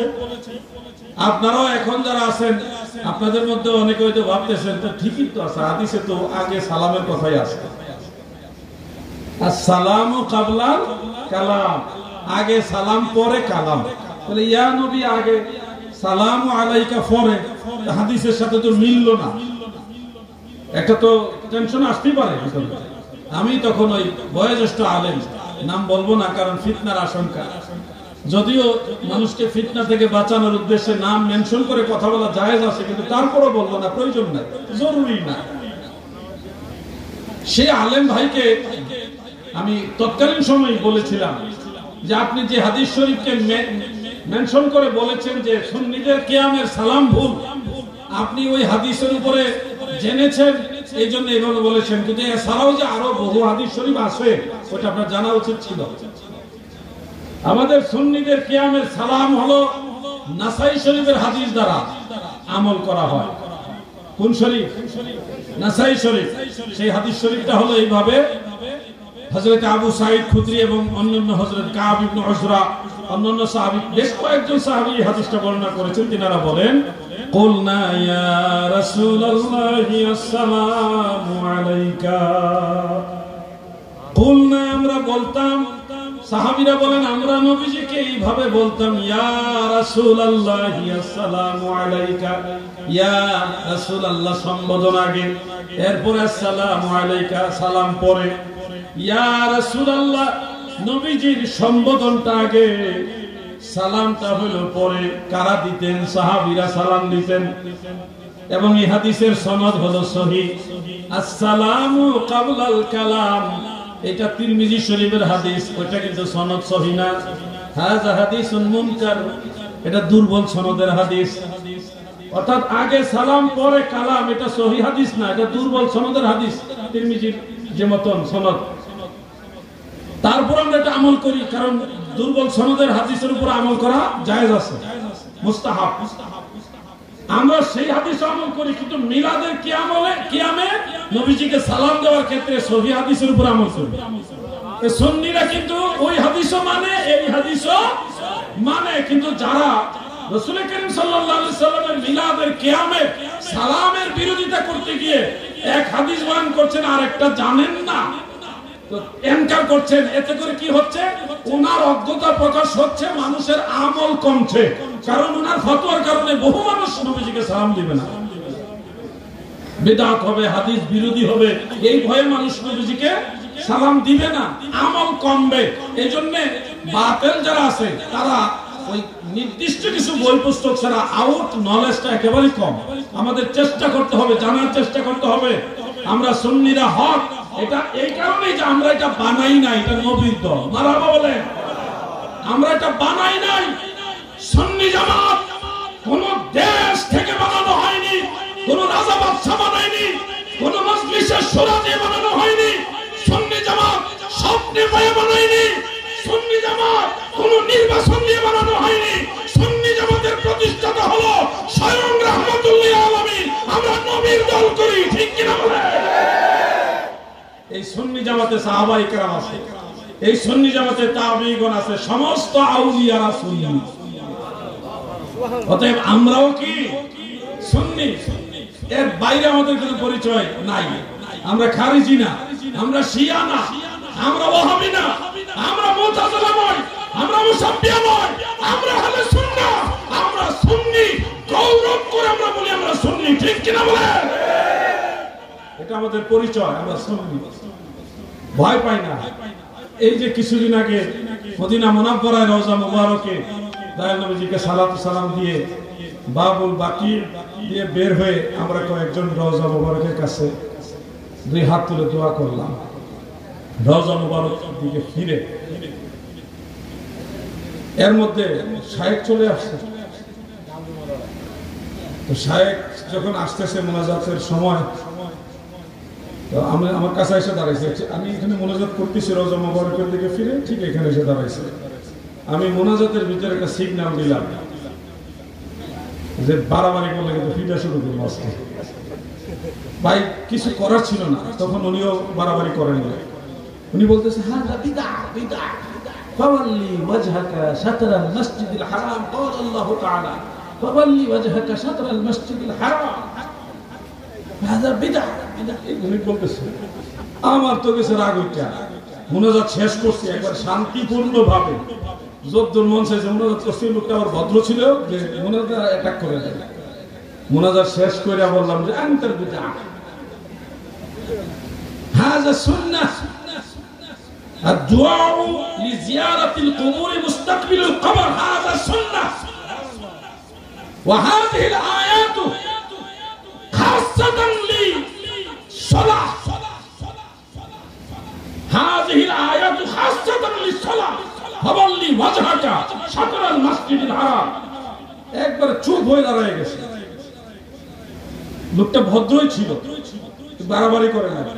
পরে আমার এই রাগে যখন জবাব দিতেছে, আশেপাশে আরো কয়েকজন আছে আমার কাছে, এরা আবার সোনাকান্দা দরবার শরীফের একজন আলেম আছে, উনি আসছে আমার কাছে, ওনার সাথে আরো কয়েকজন, সবাই আসছে, মানে সুন্নিরা সব এক হয়ে গেছে। কিছু একটা হইলে আজকে কারবার একটা ঘটে যাবে।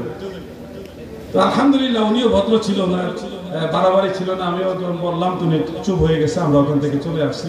কারণ রওজা মুবারকের সামনে কোনো ধরনের উচ্চবাচ্য করা কিংবা ওখানে আদবের খেলাফের কোনো কাজ করার কোনো সুযোগ না, আমরা ভয় পাই। এই জন্য ওখান থেকে আমরা বাড়াবাড়ি না করে চলে আসছি। ওই যে একটা কথা বলি, এই জন্য আপনাদের বলি সুন্নিদের দলিল আছে, সুন্নিরা কোনো কিছু বানানো লাগে নাই। এই কিছুদিন আগে আমি দেখলাম কিছু ভাইরা লেখালেখি করতেছে, আমাদের ইয়াং বয়সের ছেলেরা, যে কবর জিয়ারতের সময় কাবার দিকে পশ্চিম দিকে ফিরে দোয়া করতে হবে। এই ধরনের মাসালা ছড়াছড়ি চলতেছে। কোথায় যাবো? আমাদের মুরব্বি যারা আছে, এই যে হুজুর যারা আমাদের পীর মাশায়েখ আছে, ওনারা কিন্তু ফেসবুক শরীফ বুঝে না। ওই জগতে নাই, ওনার আছে মুরিদান লিয়া জিকির আজকাল করতেছে, আল্লাহ বিল্লাহ করতেছে, ওই জগতে পড়ে আছে। এদিকে যে ফেসবুক জগৎ একটা আলাদা জগৎ আছে, এখানে যে ঝড় তুফান চলে মাঝে মধ্যে, এগুলি কিন্তু ওনারা জানে না। কি যুবক ভাইরা কথা ঠিক আছে নি? এরা তো বাটন মোবাইলটা যে চালাইতে পারে, এটাই তো অনেক নসিবের ব্যাপার। এই জন্য আমাদেরকে অনলাইন মুখী হইতে হবে, যুবকদের বলছি, বিশেষ করে আপনাদেরকে অনলাইন মুখী হইতে হবে। বাতিলরা পুরা অনলাইনের সেক্টর সবগুলি দখল করে রাখছে। ওই তুলনায় আমরা সুন্নিরা নাই, এটা লাইকই দেয় না। ওনার লাইকের কি দাম, লাইক টিপ দেয় না। আর ওয়াহাবিদের একটা পোস্ট দেওয়ার 1 ঘন্টার ভিতরে হাজার হাজার লাইক। আমরা সুন্নি কিন্তু ফেসবুকে কম না, কিন্তু লাইক দেয় না, কারণ আমি এই শায়েখের ভক্ত না, ওই শায়েখের ভক্ত। এই যে একটা গ্রুপিং ঠেলাঠেলি, এটা কিন্তু আমাদের অনেক ক্ষতি করে। বাতিলরা কিন্তু লাইক কমেন্টের বেলায় তারা সবাই এক হয়ে যায়। বাতিলদের একজন একটা ভুল করলে তারা কিন্তু ধরে না, কারণ তারা সবাই জানে হেতো বেজাল, আমিও বেজাল। বেজালের বেজে আমার ভুল ধরলে আমও যাইব, সালাও যাইব। এই জন্য বাতিলদের হাজার ভুল করলে তারা ধরে না, কিন্তু আমার সুন্নিরা ভুল হইলে ধরে। কারণ হলো সুন্নিয়ত এটা একটা পবিত্র দল, এটা একটা পবিত্রতম দল, এখানের মধ্যে যেন কোনো ধরনের ভেজাল না ঢুকতে পারে, এই জন্য দায়িত্ব মনে করে অনেক সুন্নি আলেমরা ভুল হলে এটা সংশোধন করায় দেয়। কারণ নবীর দলের মধ্যে কোনো ভেজাল ঢুকানো যাবে। আমার দাবি হলো আপনারা যে যে দরবারের হন, যে যে পীরের মুরিদ হন, সুন্নি যারা, আপনারা সকল সুন্নি আলেমদের পাশে থাকবেন।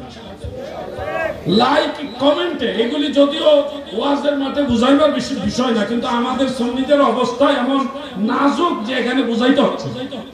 অনলাইনের জগতে আপনাদেরকে আরো অ্যাক্টিভিটি বাড়াতে হবে, আরো সক্রিয় হতে হবে। বাতিলদের মোকাবেলায় আপনাদের অবদান রাখতে হবে। আপনার একটা সাপোর্টে অনলাইনে বাতিলরা ভয় পাবে। এই সুন্নিদের লোক আছে, আসলে যুবকরা সুন্নিদের পক্ষে আপনারা আসেননি বলেন, জোরে বলেন আছেন? তাহলে সুন্নিয়তের পক্ষে কলম চলবে ইনশাআল্লাহ বলেন। এই ঈদে মিলাদুন নবীর চাঁদ, মিলাদের চাঁদে সুন্নি আলেমরা বিভিন্ন পোস্ট করে। যে কোনো সুন্নি আলেম হোক, যে কোনো পোস্ট করলে সেগুলিকে আপনারা প্রচার করবেন, প্রসার করবেন। তাহলে দেখবেন এটা আপনার একটা খেদমত, একটা তথ্য আপনার ফ্রেন্ড সার্কেলের মধ্যে শেয়ার করলে এটা চলে যাবে। এটা একটা খেদমত, আমাদের করতে হবে ভাই। এই জিনিসগুলি আপনাদের বুঝানো লাগে, কিন্তু ওয়াহাবিরা বুঝানো লাগে না। এগুলি আগে বুঝ ওই দুনিয়া থাকবে। এত ফোন দেয়নি, মানে মারাত্মক। ছোট ছোট বলা ভাই কি যে ফেসবুক চালাই না হইছে। ছোট বাচ্চা মোবাইল না দিলে ঘুমায় না, ভাত খায় না। কি কথা ঠিক আছে না ভাই? এই জন্য মারাত্মক অবস্থা। আমাদের অ্যাক্টিভিটি আরো বাড়াতে হবে। মিলাদুন নবীর পক্ষে আপনারা লিখবেন কিনা বলেন? শুধু ঈদে মিলাদুন নবী সাল্লাল্লাহু আলাইহি সাল্লাম জিন্দাবাদ এটা লেখা দিল তো একটা প্রচার, তাই না? আপনি মাঝে মধ্যে যখন সুন্নি ওয়াহাবি ভেজাল চলবে তখন লিখে দিবেন আমি সুন্নি মুসলমান, এটাও তো একটা প্রচার। সুন্নিয়তের লোক অনলাইনে আছে, এটাও কিন্তু দেখবে মানুষের। সুন্নিরা অ্যাক্টিভ থাকতে হবে। এই অ্যাক্টিভ না থাকার কারণে আমরা অনেক দুর্বল হয়ে গেছি। আপনি দেখেন লামাযহাবি, তাতে কিন্তু তেমন কোনো লোক নাই দেশে। লামাযহাবি ওই যে লেডিস নামাজি যারা, এদের কিন্তু সুন্নি অথবা আমাদের হানাফি মাযহাবের মাযহাবপন্থী যারা, আমাদের তুলনায় তাদের তেমন কোনো লোক নাই, কিন্তু তারা যাই আছে সব অনলাইনে অ্যাক্টিভ। তাদের সাথে কমেন্ট থেকে আপনি পাবেন না, কারণ আপনি লোক 100 হইলেও তাদের 5 জনের সাথে পারবেন না, কারণ 5 জনে কমেন্ট করে, আপনি 100 জনের 2 জনও কমেন্ট করে না। আর করবে কিভাবে? তারা তো বই পড়ে না। আমাদের সুন্নি যারা যুবক, আমাদের কিন্তু চর্চা কম, বই পুস্তক এগুলি চর্চা একেবারেই কম। আপনাদের অ্যাক্টিভিটি বাড়ান প্লিজ। সুন্নিয়ত প্রচারে অনলাইনে আপনাদেরকে অ্যাক্টিভ হইতে হবে ইনশাআল্লাহ। কারণ কোন দিকে সুন্নিরা দুর্বল থাকুক এটা আমরা চাই না, সব দিকে সুন্নিরা সক্রিয় হবে ইনশাআল্লাহ বলেন। এই লামাযহাবিরা সৌদি আরবের দোহাই দিয়ে আমাদেরকে বলে যে কোনো মাযহাব নাই, সৌদি আরব কোনো মাযহাব নাই, বলে না ভাই? সৌদি আরব পুরা গভর্নমেন্টটাই চলে হাম্বলি মাযহাবের উপরে। কোন মাযহাব বলেন? কোন মাযহাব? আমার কথা যদি আপনাদের কারো কোনো সন্দেহ হয়, আপনি গুগলে ঢুকেন, যে কোনো একটা সাইটে, নির্ভরযোগ্য একটা সাইটে দেখেন সৌদি আরব গভর্নমেন্টটা কিভাবে চলে। ইংলিশে লেখেন, উর্দুতে লেখেন, বাংলায় লেখেন, ফার্সি লেখেন, যেই ভাষায় আপনার ভালো লাগে, আরবিতে লেখেন সৌদি আরবের মাযহাব কি বা সৌদি আরবে কোন মাযহাব ফলো করে, দেখবেন হাম্বলি মাযহাব। এবং সৌদি আরবে মক্কা মুকাররমা মদিনা মুনাওয়ারায় যে ইমাম সাহেবরা আছেন কাবা করে মসজিদে নববীতে, তারাও হাম্বলি মাযহাবের ফলোয়ার্স। হ্যাঁ, মদিনা বা সিটি যারা আছে, মক্কার উম্মুল কুরা যে বিশ্ববিদ্যালয় আছে, এগুলি লামাযহাবীদের দ্বারা কন্ট্রোল। তাদের মধ্যে বেশিরভাগ হলো জাহিরি, তারা কোনো মাযহাবকে প্রায়োরিটি দেয় না, তারা বলে আমরা সালাফি। কিন্তু অরিজিনালি সৌদি আরবের গভর্নমেন্ট চলে হলো হাম্বলি মাযহাবের উপর, এবং কাবা ঘরের ইমাম যারা, তারা হাম্বলি মাযহাব মোতাবেক চলে। এর বাংলাদেশে এসে যারা বলতেছে মাযহাব মানা লাগবে না, এবং বুকের উপরে হাত বাঁধে এইভাবে লেডিস, কি একটা মুসিবত। তো সৌদি আরবে দেখছি বুকের উপর নামাজ পড়ে, আশ্চর্য। কাবা ঘরে কোন ইমাম বুকের উপরে হাত বাঁধে না, মসজিদে নববীর কোন ইমাম বুকের উপরে হাত বাঁধে না, তারা বুকের নিচে নাভির উপরে এইখানে হাত বাঁধে। আপনারা খেয়াল করে দেখেন, বুকের নিচে নাভির উপরে এখানে হাত বাঁধে, কারণ এটা হাম্বলি মাযহাবের রায়। হাম্বলি মাযহাবের দুইটা মাসালা বলা হয়েছে। ইমাম আহমদ বিন হাম্বল রাহমাতুল্লাহ আলাইহি তিনি দুই ধরনের হাদিসের উপর রায় দিয়েছেন, একটা হলো ফাওকাস সুররা আর একটা হলো তাহতাস সুররা, নাভির উপরে আর একটা নাভির নিচে।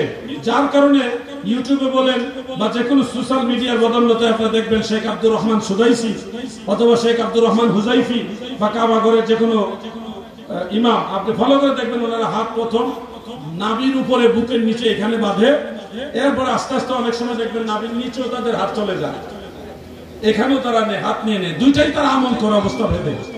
আমাদের দেশে এসে প্রচার করে সৌদি আরব মাযহাব নাই, এইভাবে নামাজ পড়তে হবে। আর এইভাবে তো ওই ইহুদি খ্রিস্টানদের কিছু মূর্তি আছে, সেই মূর্তির মধ্যে দেখবেন এইভাবে হাত রাখা, ওইটার সাথে মিলে। বুকের উপরে হাত বাঁধার ব্যাপারে কোন সহিহ হাদিস নাই, সবগুলি ঝামেলা, দুর্বল, ত্রুটিযুক্ত সনদ। আর নাভির নিচে হাত বাঁধার হাদিস আমার জানা মতে 9টা হাদিস শরীফ আছে, 9টার মধ্যে 4টা হলো হাসান সহিহ, 5টা হলো দুর্বল। মনে রাখবেন, নাভির নিচের হাত বাঁধার হাদিসগুলির মধ্যে সহিহ হাদিস আছে, হাসান হাদিস আছে, দাঈফ হাদিসও আছে, কিন্তু বুকের উপরে হাত বাঁধার ব্যাপারে যে কটা রাওয়াত আছে সব দুর্বল। এখন আপনারা আমাকে বলেন, সব দুর্বল ভালো না সহিহ হাদিস ভালো? কোন আলেম চ্যালেঞ্জ দিতে পারেন যে বুকের উপরে হাত বাঁধার হাদিস সহিহ প্রমাণ করব? চ্যালেঞ্জ দিতে পারেন, নিতে পারেন, ওয়েলকাম। অনলাইনে হোক, অফলাইনে হোক, আসমাউর রিজালের আলোকে আমরা প্রমাণ করে দিব বুকের উপরে হাত বাঁধার কোন হাদিস সহিহ না। কিন্তু নাভির নিচে হাত বাঁধার হাদিস সহিহ, হাসান এবং দাঈফ, তিন রকমের হাদিস আছে। টোটাল 9টা হাদিস। কয়টা? 9টা হাদিস। এই সবগুলো হাদিস আমার লেখা প্রিয় নবীজির সালাত, সেই বইয়ের মধ্যে আমি ধারাবাহিক সনদ সহ খেদমত আমি চালিয়ে যাচ্ছি। আলাউদ্দিন জাহাদি চিরকাল থাকবে না, কখন চলে যায় জানি না, কিন্তু আমি জানি দুনিয়াতে না থাকলেও সুন্নিয়তের ময়দানে দলিলের প্রয়োজন হবে, পরবর্তী প্রজন্মের জন্য দলিলের প্রয়োজন হবে। এই জন্য আপনাদের এই বইগুলি আমি দিন রাত অক্লান্ত পরিশ্রম করে রেখে যাই। দুর্লভ দুষ্প্রাপ্য কিতাব সংগ্রহ করে সেই কিতাব থেকে রেফারেন্স এনে এই বইগুলো আমি লিখি, আমার জন্য না। আমারে ডাইরেক্ট ইবলিস এসে বুঝাইলো ইনশাআল্লাহ ওয়াহাবি বানাইতে পারতো না। এবং আমার মনে হয় এবার মদিনা শরীফে ইবলিস আমারে অ্যাটাক করছিল। কেমনে জানেন? আমি এবং আমার সাথে যারা হাজী সাহেবান আছেন তারা সবাই নামাজের জন্য একটু আগে ভাগে চলে গেছে। হঠাৎ লম্বা দাড়িওয়ালা, সাদা দাড়ি, সাদা টুপি, পাঞ্জাবিও দেখতে ভালো, অনেক বুজুর্গ মতো দেখতে একটা লোক সুন্দর করে এসে এমন নরম ভাবে সালাম দিছে, আসসালামু আলাইকুম ওয়া রাহমাতুল্লাহ। এই সালামি দিয়ে শুনে আমার সন্দেহ হয়েছে। কাছে এসে বসে পারমিশন নাই, টারমিশন নাই, বসে গেছে। বসে আমাকে এবং আমরা যারা আছে আমাদের বুঝাইতেছে যে নামাজ তরক করলে কাফের হয়ে যায়, নামাজ পড়তে হবে, তরক করলে কাফের হয়ে যাবে, ইমান থেকে খারেজ হয়ে যাবে, এইভাবে বিভিন্ন বিষয় আমরা বুঝাইতেছি। তখন আমি দেখতেছি আহলে সুন্নাহ ওয়াল জামাতের আইম্মায়ে কেরামের যে ফায়সালা, এটার সাথে তো মিলতেছে না। আপনি আজকে যারা নামাজ পড়ছেন না তারা কি কাফের হয়ে গেছেন? তো দুনিয়া মুসলমানই পাওয়া যেত না খুঁজে। নামাজ তরক করা কবিরা গুনাহ, হারাম এবং কবিরা গুনাহ। কাজা করে পরে আপনি আদায় করলে আবার আল্লাহ মাফ করতে পারে, কিন্তু নামাজ ছেড়ে দিলে কাফের হবে না। এক ওয়াক্ত নামাজ পড়ছেন না এই জন্য আপনি কাফের হবেন না, ফাসেক হবেন, গুনাহগার হবেন। আরো যে কটা কথা আমি শুনতেছি, ওনার কথাগুলি শুনে শুনে আমার সন্দেহ লাগতেছে। পরে আমি বললাম আউযু বিল্লাহি মিনাশ শাইতানির রাজীম। আমি কথা বলার পরে দেখি ওনার একটু অশান্তি লেগে গেছে। আমি বললাম লা হাওলা ওয়ালা কুওয়াতা ইল্লা বিল্লাহ। এখন উনি আর বসতে রাজি না। আমি বললাম ইজলিস ইজলিস ইয়া শাইখি ইজলিস ইজলিস ওয়ালা হাওলা ওয়ালা কুওয়াতা ইল্লা বিল্লাহ ইজলিস। এ বইলই না, গেল গা। ওই যে শয়তান যে লা হাওলা ওয়ালা সহ্য করতে পারে না। আমি চিন্তা করলাম টেস্ট করার জন্য যে এটা পুইরা দেখি মনে হইতেছে এটাই হয়ে যা। সন্দেহ লাগে গেল। আশ্চর্যজনক ভাবে আমি দোয়াটা পড়ার পরে উঠে গেল গা। এবং এই বক্তব্যগুলি শোনার পরে আমি দেখলাম যে শয়তান মানুষকে বহুভাবে ধোঁকা দেওয়ার চেষ্টা করে। আপনাদেরকে বলছি, আমি সুন্নি, আমাকে দলিল দিয়ে আপনি ওয়াহাবি বানাইতে পারবেন না। আমি বিনা দলিলে সুন্নি। আমি নবীজিকে ভালোবাসি, কোনো দলিল লাগবে না। বিনা দলিলে নবী ভালোবাসি, আমার দলিল লাগবে না। দলিল হলো নূরুন আলা নূর। দলিল থাকলে আলহামদুলিল্লাহ, জানা না থাকলেও আলহামদুলিল্লাহ। কিন্তু নবীজিকে ভালোবাসার মামলায় আমার দলিল খোঁজার প্রয়োজন। আমি বিনা দলিলে শুনি। দলিল তো অবশ্যই আছে, কিন্তু এটা নূরুন আলা নূর। কিন্তু দলিল আছে বিনায় আমি নবীকে ভালোবাসবো ওরকম না। আমি দলিল থাকলেও নবীকে ভালোবাসি, দলিল আমার জানা না থাকলেও আমি নবীকে ভালোবাসি। বিনা দলিলে শুনি। ঈমান হয়তো হবে এরকম। আমার লেখা আরেকটা বই আছে, এখানে দুইটা বই আছে। একটা হলো ঈদে মিলাদুন নবী সাল্লাল্লাহু আলাইহি ওয়াসাল্লাম ও কিয়াম, মিলাদ কিয়ামের পক্ষে, বইটা 200 টাকা দিয়া। আরেকটা আছে কলবি জিকির ও সামা বৈধতার দলিল। আমরা সুন্নি মুসলমান সামা বলি। সামা বলি কিনা? সামা বলি, আমরা সামা করি। মাঝে মধ্যে দব বাজায় সামা গাই। এটা জায়েজ আছে এবং এটার পক্ষে যত দলিল দরকার সেই দলিলগুলি আমার লেখায় বইটার মধ্যে আমি এক জায়গায় জমা করেছি। নিয়মের ভিতরে সামা করবেন, এটা সুফি সাধকদের জিন্দেগির মধ্যে আছে। বড় বড় ইমামরা সামা করেছে, আমরাও করি। সামা নিয়মতান্ত্রিক করবেন, তাহলে এটা ইবাদত হবে। নিয়মের বাইরে চলবেন না, তাহলে গুনাহগার হয়ে যাবে। আল্লাহ তাআলা এই দুইটা বই আছে, একটা 100 টাকা আর একটা 200 টাকা। সংগ্রহ করে রেখে দেন, আপনাদের কাজে লাগবে। সন্তানদের হাতে বইগুলো উপহার দেন, আপনাদের উপকার হবে। ধর্ম সম্পর্কে আপনারা জানেন, জানার চেষ্টা করেন। সকল প্রকার ভণ্ডামি থেকে বের হয়ে আসেন। সেজদার ক্ষেত্রে একমাত্র আল্লাহকে সেজদা করবেন, আল্লাহ ছাড়া কাউকে সেজদা করা যাবে না। পরিষ্কার বলে যাচ্ছি, সেজদার একমাত্র মালিক আল্লাহ। বলেন কে? পীর মুর্শিদ ওলিয়া উলিয়া হক্কানি উলামায়ে কেরামের কদম বসি করবেন। কদম বসি করা সুন্নতে সাহাবা, কদম বসি করা সুন্নতে সাহাবা। কদম বসি করবেন, মা বাবার কদম বসি করবেন, দাদা দাদির কদম বসি করবেন। প্রথম সুন্নতটা হলো সালাম দেওয়া, আসসালামু আলাইকুম। সালামের একটু আমি আপনাদের তালিম দেওয়া একটু প্রয়োজন মনে করছি, কারণ অনেক ক্ষেত্রে অনেকে ভুল ভাবে সালামটা দেন। আসসালামু আলাইকুম, বেশিরভাগ মানুষ এইভাবে সালাম দেয়, আসসালামু আলাইকুম। তো এইভাবে সালাম আসলে সালাম হয় না। তারপরে সালামই যদি না হয় তাহলে উত্তর দেওয়া ওনারও ওয়াজিব হবে না। তো এই জন্য সালামটা আমাদের শুদ্ধ করে দিতে হবে, আসসালামু আলাইকুম। একটু তালিমের জন্য বলি, সবাই আমার সাথে আমি যেভাবে বলি ওইভাবে বলুন, আসসালামু আলাইকুম। এখন থেকে এইভাবে সালাম দিবেন, একটু কষ্ট হলে এইভাবেই দিবেন। আসসালামু আলাইকুম, ওইটা সালাম না, এটা যে কি দিছেন আপনি নিজেও জানেন না। আমরাও অনেক সময় চিন্তা করি উচ্চারণটা কি হয়েছে, তাই না? এগুলো আমার খেয়াল রাখতে হবে। আমাদের অনেক ভাইরা এগুলি ভুল করেন, আমরা এক সময় ভুল করছি, কিন্তু শুদ্ধটা আমরা জানার পরে আমল করার চেষ্টা করি। ইনশাআল্লাহ আল্লাহ যেন আমাদের সবাইকে আমল করার তৌফিক দেন। বলে না আমিন। বেজার হলেন নাকি আপনারা? এগুলি আমাদের জানতে হবে। মা বাবার কদম বসি করবেন, উস্তাদের কদম বসি করবেন, আলেম উলামা পীর মাশায়েখের কদম বসি করবেন। কিন্তু সেজদা একমাত্র আল্লাহর জন্য। সেজদা আল্লাহ ছাড়া কাউকে করা যাবে না। মাজারে সেজদা করা যাবে না, কোন পীর মাশায়েখকে সেজদা করা যাবে না, এমনকি মা বাবাকেও সেজদা করা যাবে না, কোন আলেম উলামাকে সেজদা করা যাবে না। সেজদা করতে হবে আল্লাহকে। সেজদার একমাত্র মালিক আল্লাহ। বলেন সেজদার একমাত্র মালিক কে? যুবকরা আওয়াজ দিয়ে বলো কে? আওয়াজ দিয়ে বলো কে? কেউ যদি বলে আমাকে সেজদা করো, সে যদি পীর দাবি করে, তাকে তালাক দেওয়া, তাকে পরিত্যাগ করা, বর্জন করা প্রয়োজনে ফরজ। এগুলি আপনার মনে রাখতে হবে ভাই। পীর মুর্শিদের কদম বসি করবেন। যেমন মা বাবা শুয়ে আছে, সেই প্রাচীন, আজ থেকে প্রায় 1000 বছর আগের একটা কিতাব, ওটার নাম হলো আল মাকসুদ লিসারাকসি। সেখানে উল্লেখ করেছে একটা হাদিস, দয়াল নবীজির হাদিস শরীফ, যে মান কাব্বালা রিজলা উম্মিহি, কোন সন্তান যদি মায়ের পায়ে চুম্বন করে, আমার দয়াল নবী বলেন সে যেন আল্লাহর জান্নাতের চৌখাটের মধ্যে চুমা খাইল। মায়ের পায়ের মধ্যে চুমা খাইলে এত দামি একটা কাজ হয়, জান্নাতের চৌখাটের মধ্যে চুমা খাওয়ার সমতুল্য হয়ে যায়। এজন্য মা বাবার কদম বসি করবেন। মা যখন বিছানার মধ্যে শুয়ে থাকবে রাত্রিবেলায় বা বিকাল বেলায়, চুপচাপ মায়ের কদমের কিনারে গিয়ে বসে ছোট্ট করে মায়ের পায়ে চুমা খাইও, দেখবেন আলাদা একটা অনুভূতি পাওয়া যায়, কি শান্তি। মা এবং বাবার কদমের মধ্যে চুমা খাইবেন। কিছু ভাইরা আমার মনে করে কি জানেন, কদম বসি করা যাবে কিন্তু মাথাটা নিচে নেওয়া যাবে না। এগুলি আবার এক ধরনের বেশি বাড়াবাড়ি। কদম বসি করার জন্য যদি মাথা নিচে যায় কোনো অসুবিধা নাই। দেওবন্দের আশরাফ আলী থানভী সাহেবও এটার পক্ষে কথা বলছে যে কদম বসি করতে গিয়ে আপনার মাথাটা সামান্য নিচে গেছে, কদম বসি করার জন্য যতটুকু যাওয়া দরকার সেটুকু মাথা নিচে গেছে, এতে কোনো অসুবিধা নাই। দেওবন্দি আলেম আশরাফ আলী থানভী সাহেব তিনিও তার কিতাবের মধ্যে এটার পক্ষে রায় দিয়েছে।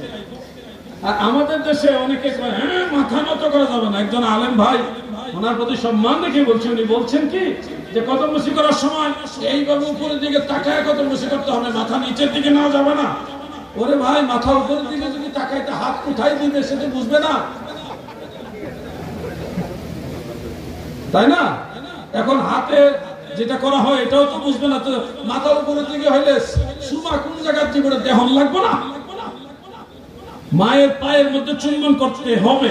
এখন আপনি যদি না তাকান চোখ দিয়া, তাহলে চুম্বন করবেন কোথায়? এগুলি বুকামি কথাবার্তা না। আমরা কত জায়গায় তো মাথা নিচের দিকে নেই প্রয়োজনে, যেমন ঘরের দরজা সিটকারি বা লক অথবা শিকল বা আরো কি জানে নাম আছে, লক যেটা আমরা দরজা বন্ধ করি, এটা অনেক সময় মিডলে থাকে, অনেক সময় উপরে থাকে, অনেক সময় নিচেও থাকে। এখন মাথা নিচে গেলে শিরক, এই ফতোয়া যদি আপনি দেন তাহলে তো মাথা নিচে গেলে শিরক। এই ফতোয়া দিলে আপনি দরজার লক যদি নিচে থাকে এটা খুলবেন কেমনে আপনি, অথবা লাগাবেন কিভাবে? এই জন্য বেআন্দাজে ফতোয়া দেওয়া যাবে না। যে কোনো জিনিস কোরআন হাদিসের দলিল সহকারে আমাদেরকে বলতে হবে, যেন সঠিক জিনিসটা মানুষ জানতে পারে। আপনারা মা বাবার কদম বসি করবেন। বিশেষ করে এশারের নামাজ যখন আমি পড়ি তখন দেখলাম মুসল্লি সংখ্যা একেবারেই কম। কেন গো দাদু? নামাজ যদি আপনি ছেড়ে দেন, ক্ষতি কি আমার হবে না আপনার হবে? আপনারই তো হবে। মসজিদ খালি রেখে আপনি যদি মাহফিলে এসে বসে থাকেন তাহলে কি আল্লাহ বেশি খুশি হয়ে যাবে? ওয়াজ ফরজ না নামাজ ফরজ? বলুন না কোনটা ফরজ? 5 ওয়াক্ত নামাজের জামাত আপনাকে পাওয়া যায় না কেন দাদু? যুবক ভাইদেরকে আমি বিশেষ করে বলছি, আপনারা 5 ওয়াক্ত নামাজ জামাতের সাথে আদায় করবেন। আমি যখন অল্প বয়স ছিলাম, এই যে ছোট ভাই তুমি দাঁড়াও, ভয় পায় না। তোমার নাম কি?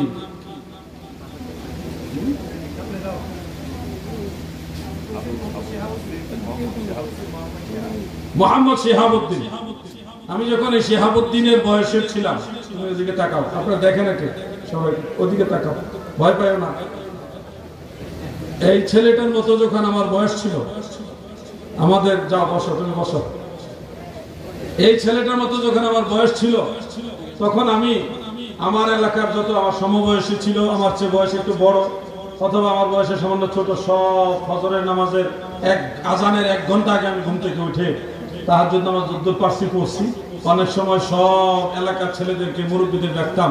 আমার ডাকার ভাষা ছিল সালাত সালাত সালাত। এভাবে আমি পুরা গ্রাম হাঁটতাম, হেঁটে হেঁটে সবার ঘরের দুয়ারে জানালার কাছে দাঁড়ায়া সালাত, এভাবে সালাত সালাত করে ডেকে নাম ডাক দিতাম। হে ইকবাল ওঠো, আবু কালাম উঠো, অমুক দাদা উঠেন, অমুক চাচা উঠেন, নামাজের সময় হয়েছে, সালাত।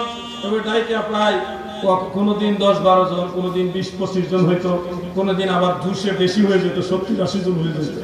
সব লইয়া ফজরে আজানের প্রায় আগে অনেক সময় আজান জায়গা দিতাম, মসজিদে আজান দিয়া তারপরে ফজরের নামাজ পড়তাম। জোহরের সময় তো ডাকা লাগতো না, এমনি দল বান্ধব সব মসজিদে, আসরের সময় মাগরিব, এইভাবে নামাজ পড়ার জন্য আমরা গেছি। আমার ব্যক্তিগত জীবনের এই কথাটা আপনাদের শেয়ার করার উদ্দেশ্য হলো, যুবক ভাইরা, তরুণ ভাইরা, আমার যারা পরবর্তী প্রজন্ম ছোট ভাইরা যারা আছেন, আপনারাই বাবু উদ্যোগ নেন যে আমরা 5 ওয়াক্ত নামাজ মসজিদে জামাতে পড়ব, এবং ফ্রেন্ড সার্কেলে যারা আছে তাদেরকে সাথে নিয়ে একসাথে আমরা জামাতে গিয়ে নামাজ পড়বো ইনশাআল্লাহ। বলেন যুবক ভাইরা পারবেননি? বলেন। আমি যেহেতু দুর্বল মানুষ পারছি, আমার মনে হয় আপনারা আমার চাইতে আরো সবল, আধুনিকতার দিকে আমার চাইতে আরো বেশি আপনারা সবল। আমার বিশ্বাস আপনারা আমার চাইতে আরো ভালো পারবেন।